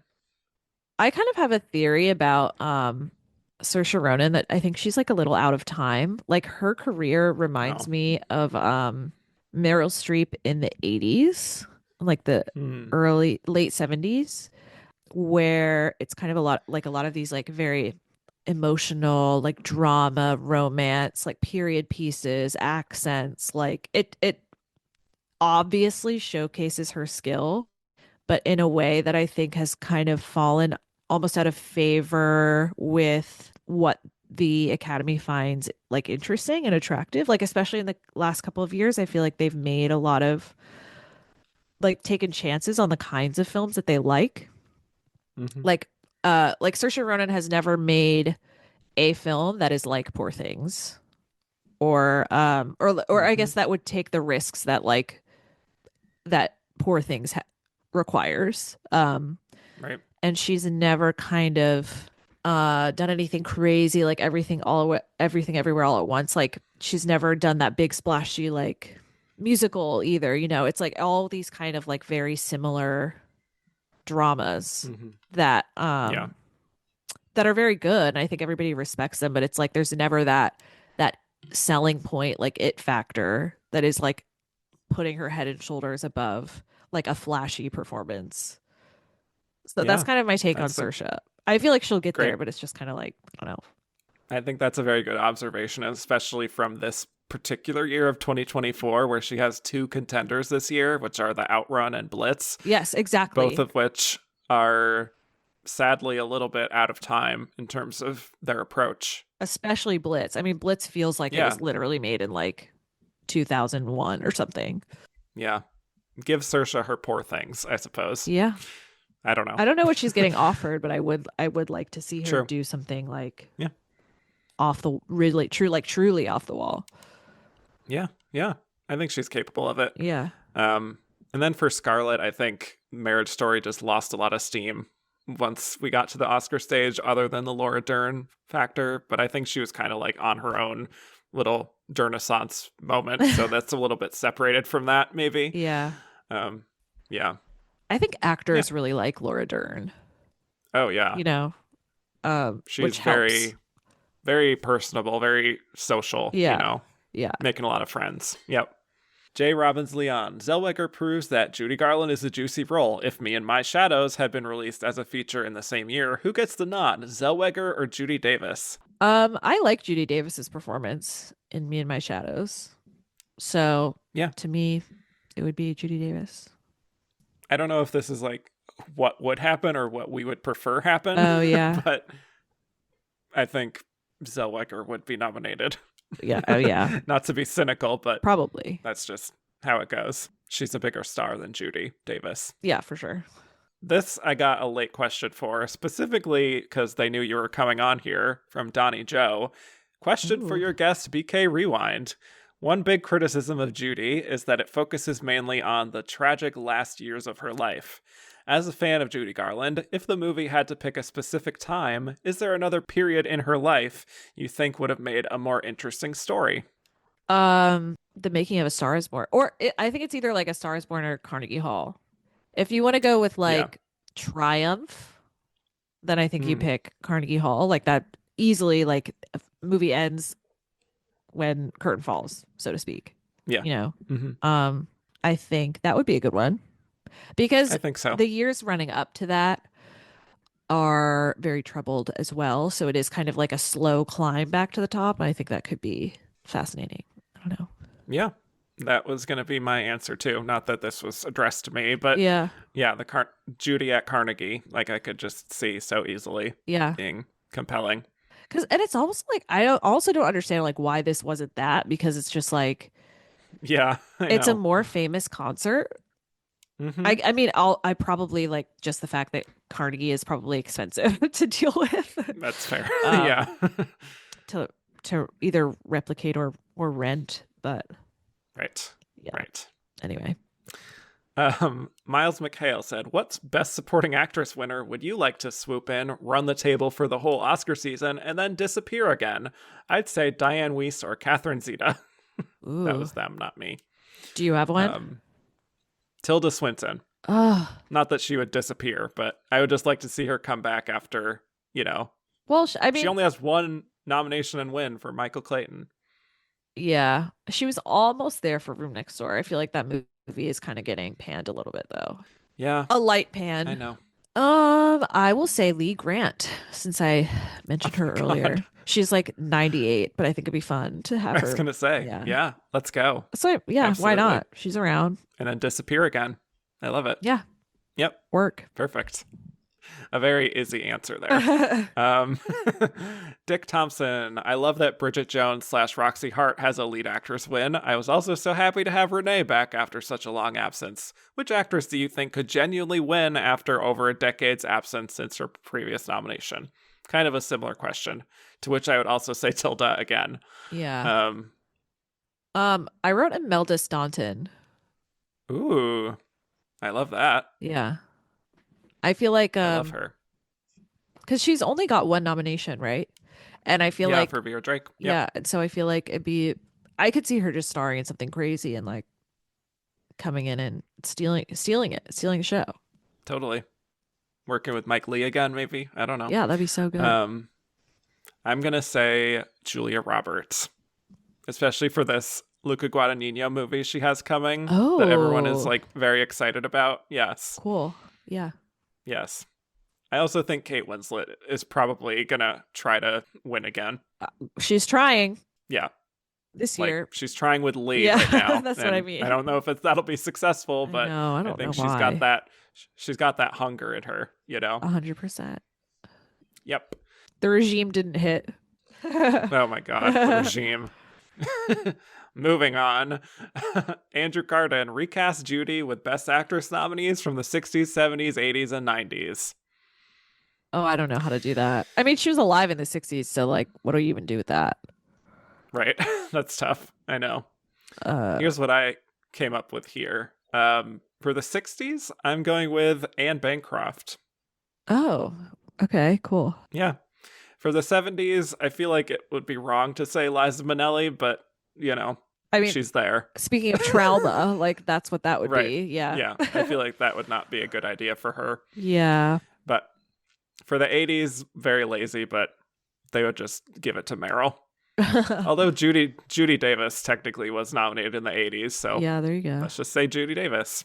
For the 90s, I was just like, I don't know, Bette Midler. Like, I don't know Yeah, who can that's actually tough. sing from this group. Or not, or just lip sync. Or lip sync for her life. Yeah, Yeah. Yeah, I don't know. I don't really have an answer for this, unfortunately. that's okay. That's very tough to do. Yeah.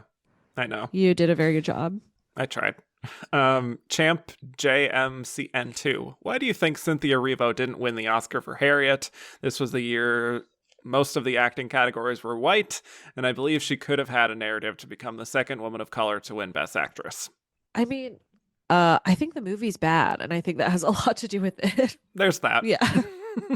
That doesn't help. But also like name recognition. Yeah. I just don't remember there even being too much discussion of her winning at the time. Yeah, me she was neither. pretty new. The film is obviously a big star vehicle, but maybe the fact that she's so stoic in the movie may have hurt a little bit. It's not as overtly showy, perhaps. Right. I don't know. Something like that. Yeah. I agree. The Ghost of Glenda Miss Jackson, If You Nasty. Cynthia Erivo was the third person in a row to score noms for both song and acting. Can you rank the ladies, Mary J. Blige, Lady Gaga, Cynthia Erivo, performance-wise, and their songs? And if you had to give them a win for one, which one? Gaga at the top. Yep. And then Erivo, and then Blige for me. yeah, that's fine. Yeah. I feel that. I think Cynthia's performance on the Oscars was so good. It's incredible. Yeah. Like, if they were voting right after the performances, she would have won. Yeah, absolutely. Song, and at I least. honestly Yeah. feel like they must perform these for voters at some point, like at dinners or whatever. And Yeah. I'm just like, what happened? Like, why? Mm-hmm. I know. What happened here that you did not win this? But Elton John was just more powerful. I guess so. suppose. Yeah, which sucks. Mhm. But I remember him being pretty thirsty for it. I'm not gonna lie. yeah, He was really wanting did he it. not have one for The Lion King? He did. I think Oh. he wanted one with Bernie Taupin, though, Sure, specifically. You know, I see. I don't know. Yeah. Hot and Cold D said, does double nominations help or hurt an actress? Does one have to be way in front to win? And Ariana Grinder asks why the tradition of double nominees winning at least one of the awards has come to an end. Okay, I looked up the numbers for this. Oh, okay. Very good. It seems like it's almost evenly split. It's like 7-5. Like of the 12 times it's happened, like 7 times people have lost both, and 5 times they've won one. Okay. And so it's sort of like overall it seems like it's a toss up. It's only happened 3 times in the last 20 years, and Jamie Foxx won his, so it's like a third of a chance of it happening. So I don't know. Right. I mean, I feel like it really just kind of is like a very actually unique situation. Yeah. As boring as it sounds, I think it just depends on the competition. Yeah, Like, I don't know if there's a rhyme or reason to it. totally. Okay. Well, Diego AC asked a lengthy question, but I'm going to try to make it smaller, I guess. Rank the lead performances from double nominees. Faye Bainter in White Banners, Teresa Wright in Pride of the Yankees, Jessica Lange in Frances, Sigourney Weaver in Girls in the Mist, Emma Thompson in The Remains of the Day, Holly Hunter in The Piano, Julianne Moore in Far From Heaven, Cate Blanchett in Elizabeth the Golden Age, and Scarlett Johansson in Marriage Story. So I'm just going to say we can say our favorite here or least favorite, whatever you want to do. Yeah. You don't have to rank all of these. I mean, my favorite is Julianne Moore in Far From Heaven. Yep, me too. Yeah. Actually. That Queen. and Holly Hunter and The Piano would be right up there too for me. Yeah. Even Jessica Lange I like in Frances. Yeah. So Totally. towards the bottom I think would be like Teresa Wright. Yeah, Pride of the Yankees is kind of a flop, huh? I mean, no offense. No offense. Yeah. A little bit. I offense. like Teresa Wright though. Yeah, individually. Yeah. But she doesn't have much to do in Pride of the Yankees. That's right. Cate Blanchett, not one of her best nominations, Elizabeth the Golden Age. So It's for one scene, no? yeah, but she too can command the Windsor. Yeah. That's it. It's for like that and like wearing armor. Yes. Which, There you go. I mean, she looks great. Honestly, work. Yeah. Owen Daly, which of Scarlett Johansson or Saoirse Ronan do you want to see star in a musical like Erivo and Zellweger? I love that Charlize Theron was omitted from this Yeah, question. that's funny. I don't know why. You want to see in a musical? Ronan. I mean, neither, honestly. Okay.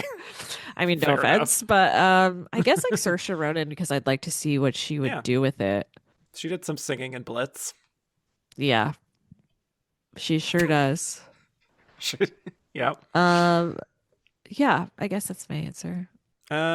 Jamie, do you think Saoirse was truly competitive this year, or is that just wishful thinking for those of us longing to see her win one day? Yeah. It's really hard to say actually, because like you were saying, it's like I never got a sense of any competition whatsoever. It was just sort of like filling the Right. category around her, Mm-hmm. around Renee. I don't think there was a big narrative for her, unfortunately. I think it obviously helps that Little Women was a Best Picture nominee, but I don't know. I don't see it as like a Academy friendly sort of actor showcase first, Yeah. if you know what I mean, compared to Judy Yeah. or Marriage Story even. Yeah. So maybe wishful thinking. Joshua McNeil, why do you think Saoirse did not win on her fourth try for Little Women, and why did the film itself not win adapted screenplay?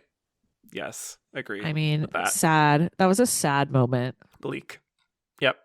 I just think they preferred Jojo Rabbit. I do think the Academy is like consistently interested in anything having to do with World War II. Um, Yes. and I think I at least historically there's been some like hurdles to jump over in getting like the girl movie attention, like weirdly. I'm not saying that that's the case necessarily here, but I wouldn't be Well, surprised to learn that, I guess. Well, that beautifully tees up this next question from Glorfindel of Gondolin.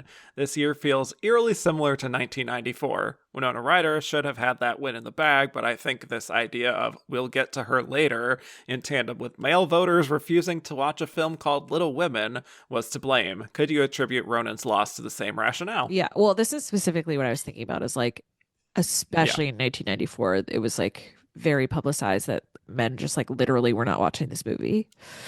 Mm-hmm. Um, so that sucks. I mean, maybe I'm being naive, but I like really hope that that's not the like as big of a problem as it was in 1994, but Yeah. it's hard to say. I mean, But it maybe is I guess like you could also say there's just like fatigue for like the same things getting kind of adapted again and again. that too. Yeah. I think that's part of it. But still think there is that slight male, bias, even in today's Academy. Yeah, for sure. Mm-hmm. Malice doesn't live here anymore, said this year, Miss Ronan gets her fourth nomination without a win. She is a popular answer when you ask your guests who will likely win an Oscar in the coming years. What is it about her that might give her a winning edge over her fellow multiple nominated no-win actresses? I just think she does a lot of prestige films. Yeah. I think that's part of it too, is that it's always like she's kind of in the conversation for these like period piece types of things. Yeah, totally. I think it's just like kind of what we were talking about before, which is like it's kind of like her choices maybe, which isn't to Yeah, say that she's making bad choices. They're just not kind of flashy. right, Um right. I also Super, think it's super daring. like Yeah. kind of weird. Like the Academy really likes Greta Gerwig, but also kind of doesn't. Like I feel like there's Mm-hmm. always some kind of controversy about like one of her films getting snubbed in some significant way. Like this happened with Lady Bird, it happened with Barbie, it happened with Little Women. Um, Mm-hmm. so that's interesting. Like the fact that she is kind of, I think, most heavily identified with probably Greta Gerwig and Wes Anderson, who also has trouble with the Academy. Yeah. I don't know. Maybe she needs to like hitch her wagon to a somebody who gets a lot of awards. Yorgos Lanthimos. Yeah, literally. Yeah. Yeah, Christopher yeah. Nolan. I don't know. There you go. Don't Yes, actually she do can play. Yorgos. Do Yorgos, She, please. yeah, she can play a wife to a man. Yeah, literally. Jeffrey Kerr, Joe March is Saoirse Ronan's second role that was previously played by Winona Ryder, the first being Abigail Williams in The Crucible. Which of Ryder's other roles would you recast Ronan with? I mean, if we're going with her type, you could say easily like Dracula. Yeah, Like that's she'd be a fair. really good Mina. Hmm. I I think thought she, of Girl Interrupted. yeah, like she'd be good in really any of the, like she'd be really good in Reality Bites too. Ooh, yes. I Uh, like that. yeah, I would like for her to play more contemporary, yeah, just generally. yeah, I guess she's aged out of Heather's, but that would have been fun. right, yeah. At a certain point, that would have been cool. Bruno and Lubers both want to know which of Saoirse's nominations was she most deserving of to win. I guess like maybe my answer differs based on like context. Like, I think she should have won Yeah. this year. Like, that's who I would have voted for. Like, spoiler Spoiler. alert, sorry.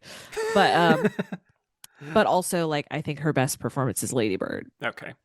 Yeah, that can happen. So I don't know. Yeah. Yeah. Yeah. I'll just say I think this one, but not a spoiler to say that I would have voted for her. Ooh. I will say of the competition she had in her 4 years, she would be most deserving to win this year. Yeah. I guess that makes sense. Yeah. I'll say that. Yeah. Yes. For sure. Okay. Levi, Charlize's nomination is one that I do not think is received well by most people. I think she's brilliant in the film. Do you think people's dislike of her nom is more to do with who she's playing than the performance itself? Yes. I think it's a big part of it. Yeah. But I think I will say like I fall on the side of being angry about this movie for like political reasons, but I think generally speaking people should be more introspective about like needing to sympathize or like somebody in order to like see their story as like worthy of being told. yes. Not saying like that this did it well, but like also you can't just like dismiss like somebody because they're not the perfect victim. Mm-hmm. Or just the idea that like depiction is not endorsement. Yeah, exactly. You know? Yeah. Because a lot of people these days have trouble with that. Yeah, totally. Based on what I see on the internet. Yes. Yeah, but I also just think the performance itself just doesn't really go deep enough. I think that's part of why it's not really thought of as like a great performance. Yeah. I don't know. Yeah. Greg Cramian said, if you're going to make a movie about sexual harassment, why choose Megyn Kelly as your subject instead of a woman who is making minimum wage? Well, like exactly. That's what I mean. Kind of. Yeah. It's like, right. Yeah. I think there is probably an interesting story to make about Megyn Kelly, as we've discussed, but like, that wasn't the one that was made. Right. Yeah. I think. Yeah. I think the film would have been better served just having the Margot Robbie character as the true lead, and just have Megyn Kelly and Gretchen Carlson kind of like as these colorful characters in the background. Maybe I don't know. Yeah. But I also think Gretchen Carlson. Yeah, like I think a lot of it has to do with with kind of what I was talking about earlier too about signaling that you're like bipartisan and that makes you like a good person. You know what I mean? Yes. Like, oh, we have an open mind. And I think it's like much easier for a lot of people to believe that about themselves than it is to like engage with a story about like what ultimately would really be about like class struggle and like how that affects sexual politics. Yeah. Very good point. Sean said, besides Monster, Charlize's other nominations don't represent how good of an actress she is. What performances would you replace her North Country and Bombshell nominations with? I am unequipped to answer this, as you know. Right, you've only seen 3 things. Yeah. So, for me, it's very clearly Young Adult and Mad Max Fury Road. Those are the 2 for me. Yeah. I shockingly have not seen Mad Max, so that's my fault. I think you should maybe watch that. I know. I've been told many times. It's really bad that I haven't. I'm sure you've been told since, like a decade ago that you have to watch it. Josh said, Charlize Theron looks like 3 different people across her Oscar noms. I can imagine the Oscar nerds of the future watching back and thinking, what did this woman look like? Are there any other actresses with so many transformations in their nominations that you've watched? This is a good point, actually. I think she probably takes it. But, yeah. Well, I mean, Meryl has a lot of wigs. She has a lot of wigs. I mean, I think the last like 3 from Glenn Close are pretty different. That's a great point, actually. Like, not in totality, but like more recently. Yeah. Yeah. Albert Nobbs, the wife, Hillbilly Elegy. Yeah, that is 3 different people right there. Yeah. I like that. I could see maybe like a Jessica Chastain, possibly. Oh, that's true. Yeah, that's Tammy true. Faye and The Help.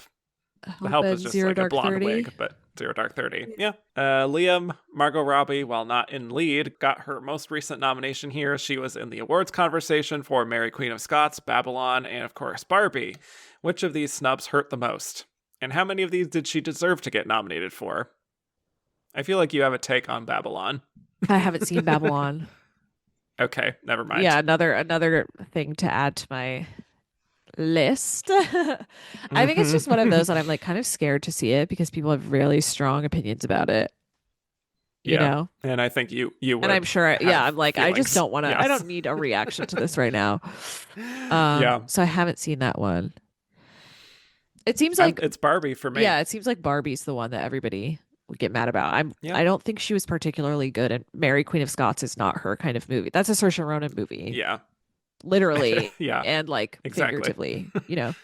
Bird of Prey, honestly. Bird of Prey for Birds me. of Prey. Yeah. Yes. She's so The good way in she that. acted out that whole like dropping the sandwich. She's so good Academy in that. Award. Yeah. Yes. Adam said, "Who would you have present each nominee 2008-2009 style?" This is fun. Yes. Well, I'm going to switch it up and not just do all Best Actress winners like I've done with this question in the past. Okay. For me, I'm opening it up to all Oscar nominated actresses in either category, Oh. winners or not. Okay. That was my criteria okay. because I wanted to. Cool. For Renee, definitely not Liza Minnelli. She did not approve of this film. I know this would probably be difficult for her because she wanted to do this a Judy Garland film, but I feel like Anne Hathaway feels right. That does feel a little pointed, to be honest. I know. I feel bad saying it, but I don't know. I would say Nicole Kidman because I like the Cold Mountain connection. I think that's nice. Yes, I like that. Yeah. In my head, I was thinking about winners, so that's why I picked that. No, yeah, that's probably the right approach. Yeah. For Cynthia, I went with her Widows co-star Viola Davis. That's a good one. Hear me out. This may sound weird at first. I would have picked, and she would never do it, but I would pick Barbara Streisand. Okay. Because I like the idea of someone who has won both actress and song because she was like double nominated for both and also like coming from Broadway. Wow. That's so right. Yeah. Wow. So I felt like that's a really natural connection. I'm loving yours so far. For Scarlett, I just said Meryl because of the Kramer versus Kramer connection. Oh yeah, that's a really good one. With the theme of the movie. Yeah, damn, that's so good. Well, I put Ellen Burstyn because I was like divorce movie, like Alice doesn't live here anymore, moving on with your life, getting self-actualized, that kind of thing. But I think Meryl's the one, I think. For Saoirse Ronan, I said Winona Ryder because that just makes sense, obviously. But I also think Keira Knightley would be kind of special for her for the Atonement. Oh, that's so good. Yeah, I really love that. Just to be like, oh, look how much you've grown up. Yeah. Well, in my head, it was Olivia Colman because the last year in the like 2009 one, they have the last year's winner as part of it. Yes, they did. So I was like, which one of these would Olivia Colman present? Like, which would be the funniest? And I was like, clearly Olivia Colman talking about Megyn Kelly would be so funny. Like just imagining her announcing that was very funny to me. So I was like, that's right. Wow. I went with Julianne Moore for Charlize Theron because she played Sarah Palin, another controversial Republican figure. Okay, well that's the correct answer, obviously. Fair enough. Yeah. Yeah, but that's fun. Yep. Joey Gentili said recast these 2010s Oscar talents and Karen Black in the nominated roles. Julia Roberts, Felicity Jones, Sally Hawkins, Sally Field. Please note that none of these people, they're all white. So best of luck with Harriet. Wait, didn't they say Julia Roberts was like in the running to play Harriet Tubman? Yes, so you got the joke. Okay. I think that's what Joey was going for here. Okay. Yes, Julia Roberts is Harriet Tubman. That's really funny. Yep. Okay. I said this is really tough to do with these, so I was just like, I don't know, Felicity Jones and Little Women. Sure. Sally Hawkins in Bombshell. Why not? Sally Field in Marriage Story. I would kill to see that. That would be so good. Yes. And Karen Black in Judy. Right. Can sing. Yeah. Right. And can play that kind of like tragic figure. Yeah. Yeah. Love it. I agree. A few more here. Chelsea, obligatory Survivor questions. Who's the comp beast? Who finds all the idols? Who flips and backstabs the most? Who has the best social game? And who wins? Oh, I don't know this. I That's know. you. That's That's okay. you. That's all me. I know. All right. Well, here's what I would say with these characters. Harriet is definitely finding idols. She's hunting all over the jungle and is probably a comp beast. I think she's very athletic. You know, backstabber without a doubt is Megyn Kelly, who I could also see being very hypocritical and getting irate when other people backstab her. Of course. So, yes. Best social game, I would say Jo March. I think she's very sociable and easy to get along with. Yeah. I don't think Judy Garland does very well. Probably quits the game, I would guess. I mean, she would like have a lot of drama. Like, I think she would. An audience favorite Volatile. for maybe that reason. Yes, that's true. And then Nicole from Marriage Story, I don't know, probably a good social player, but I could also see her kind of like struggling with the morality of the game and all that. Either way, I think Jo March is the winner, but only because Harriet is taken out towards the end for being too big of a threat. That's what I'm gonna say. Yeah, that's my vision for these characters. I haven't watched Survivor since like the first season. That's okay. I'm sorry. It's all good. CJ Frade, why were so many women of color shut out? Awkwafina, Lupita, Alfre, or Jodie Turner-Smith?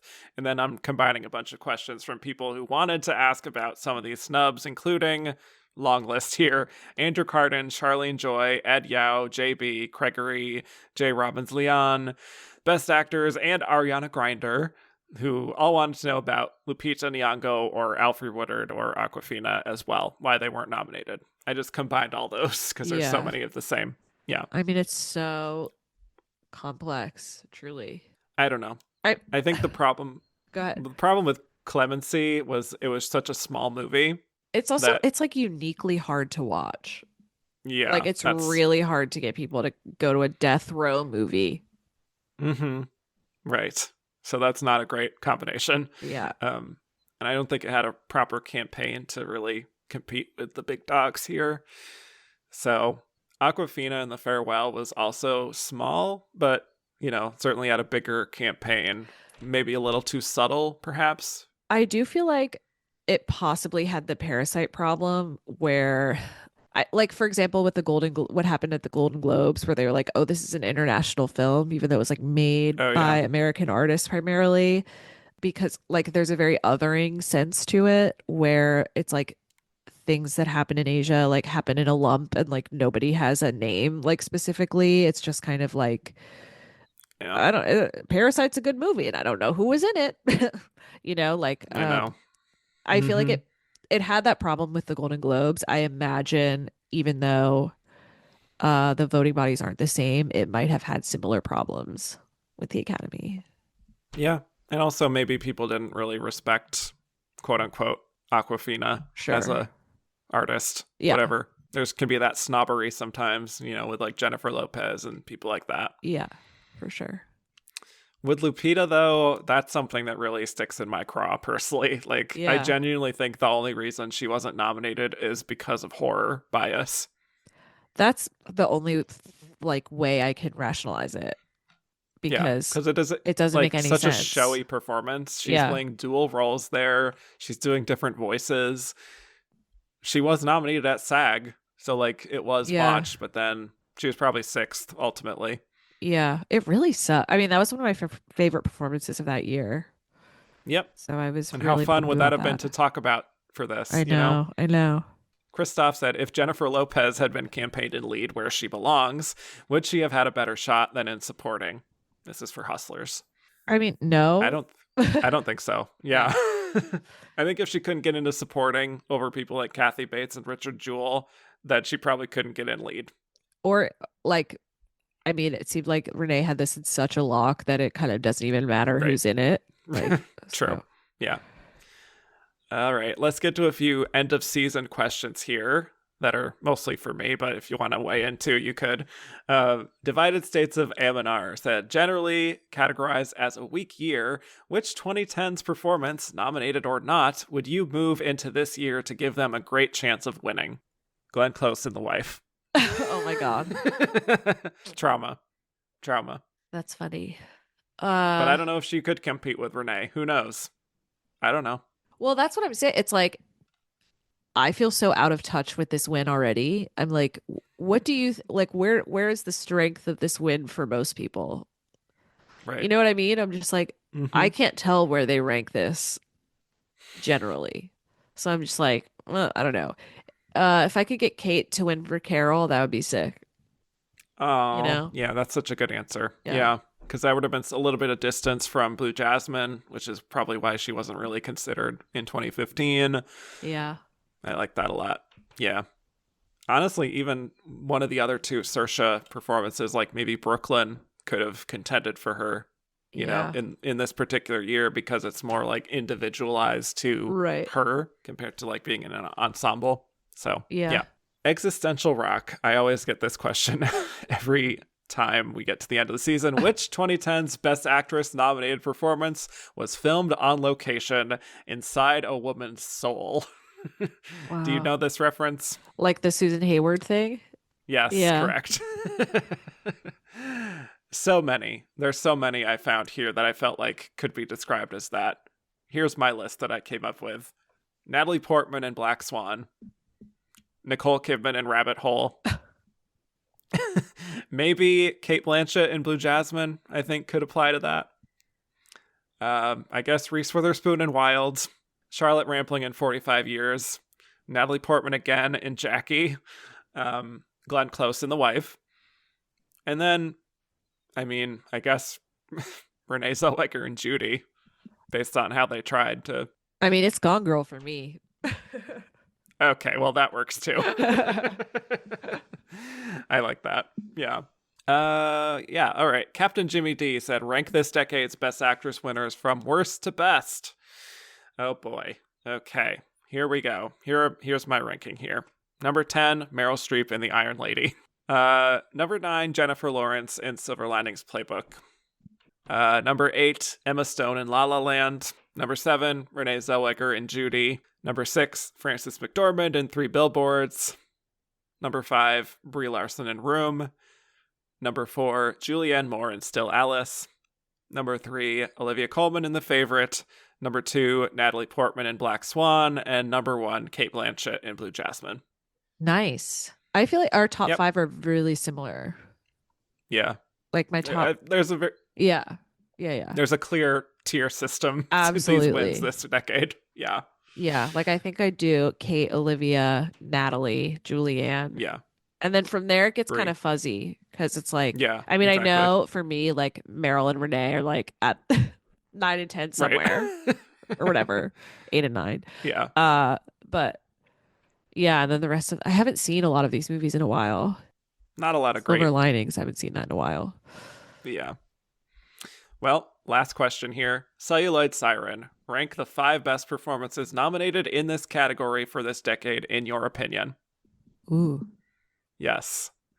Here is what I came up with. And I can't believe I wound up with the same actress twice in my top 5. But my number 5 is Natalie Portman in Black Swan. My number 4 is Charlotte Rampling in 45 Years. My number 3 is Natalie Portman, again, in Jackie. My number 2 is Isabelle Huppert in Elle.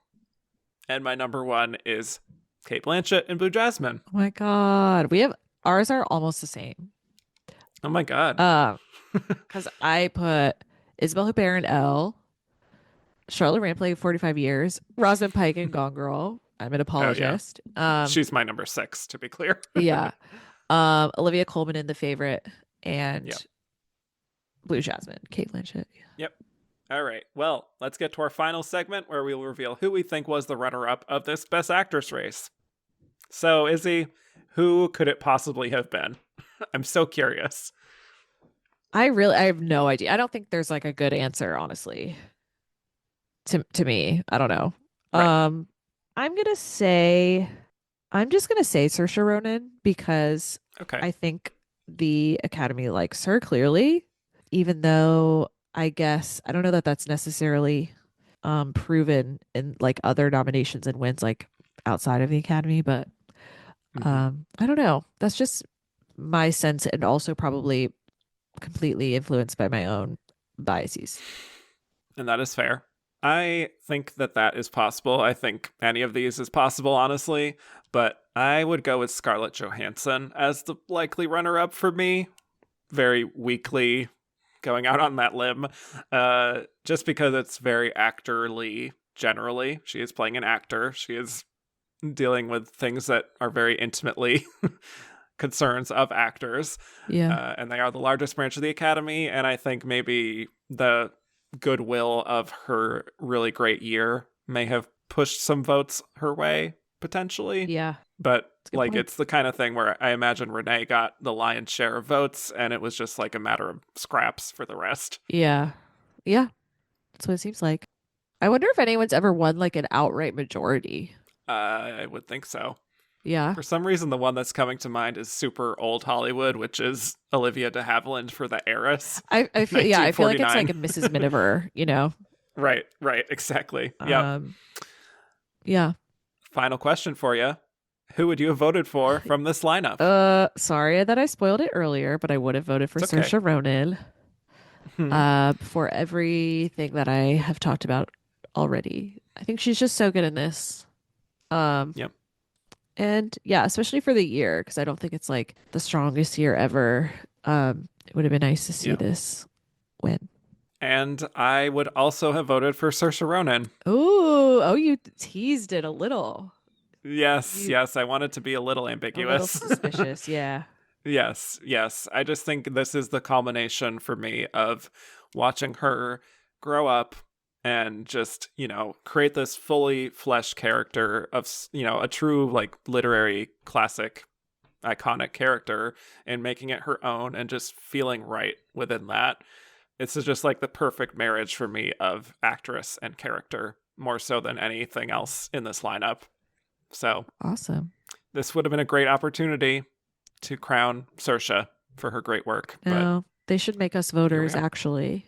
On that note, Izzy, thank you so much for another fabulous episode, even though a few of these films are a little bumpy at times, but I had a great time talking with you about them. Me too. And all my respect to all of these women, great actresses who I love very much. And yes, what a thrilling episode. Thank you for having me.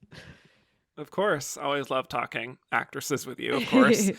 Where can people find more of you on the internet? You can find me on YouTube at Be Kind Rewind, the channel, and on Instagram at BK_rewind, and Twitter at BK Rewind. I have yet to get Blue Sky. Thank you all so much for listening. You can find me on all platforms at Kevin_Jacobson, some at just Kevin Jacobson, and the show's at Oscar Runner Up on Twitter, Instagram, and now Blue Sky at And the Runner Up Is. Rate, review, and subscribe if you haven't already. And if you like what you heard, go to patreon.com/andtherunnerup is, where you can hear a whole bunch of bonus episodes. That's it for the season. If you can believe it, we only have one season to go, and it's fewer episodes than usual since we're now entering the 2020s. So we'll be back covering this particular decade in Best Actress on February 5th.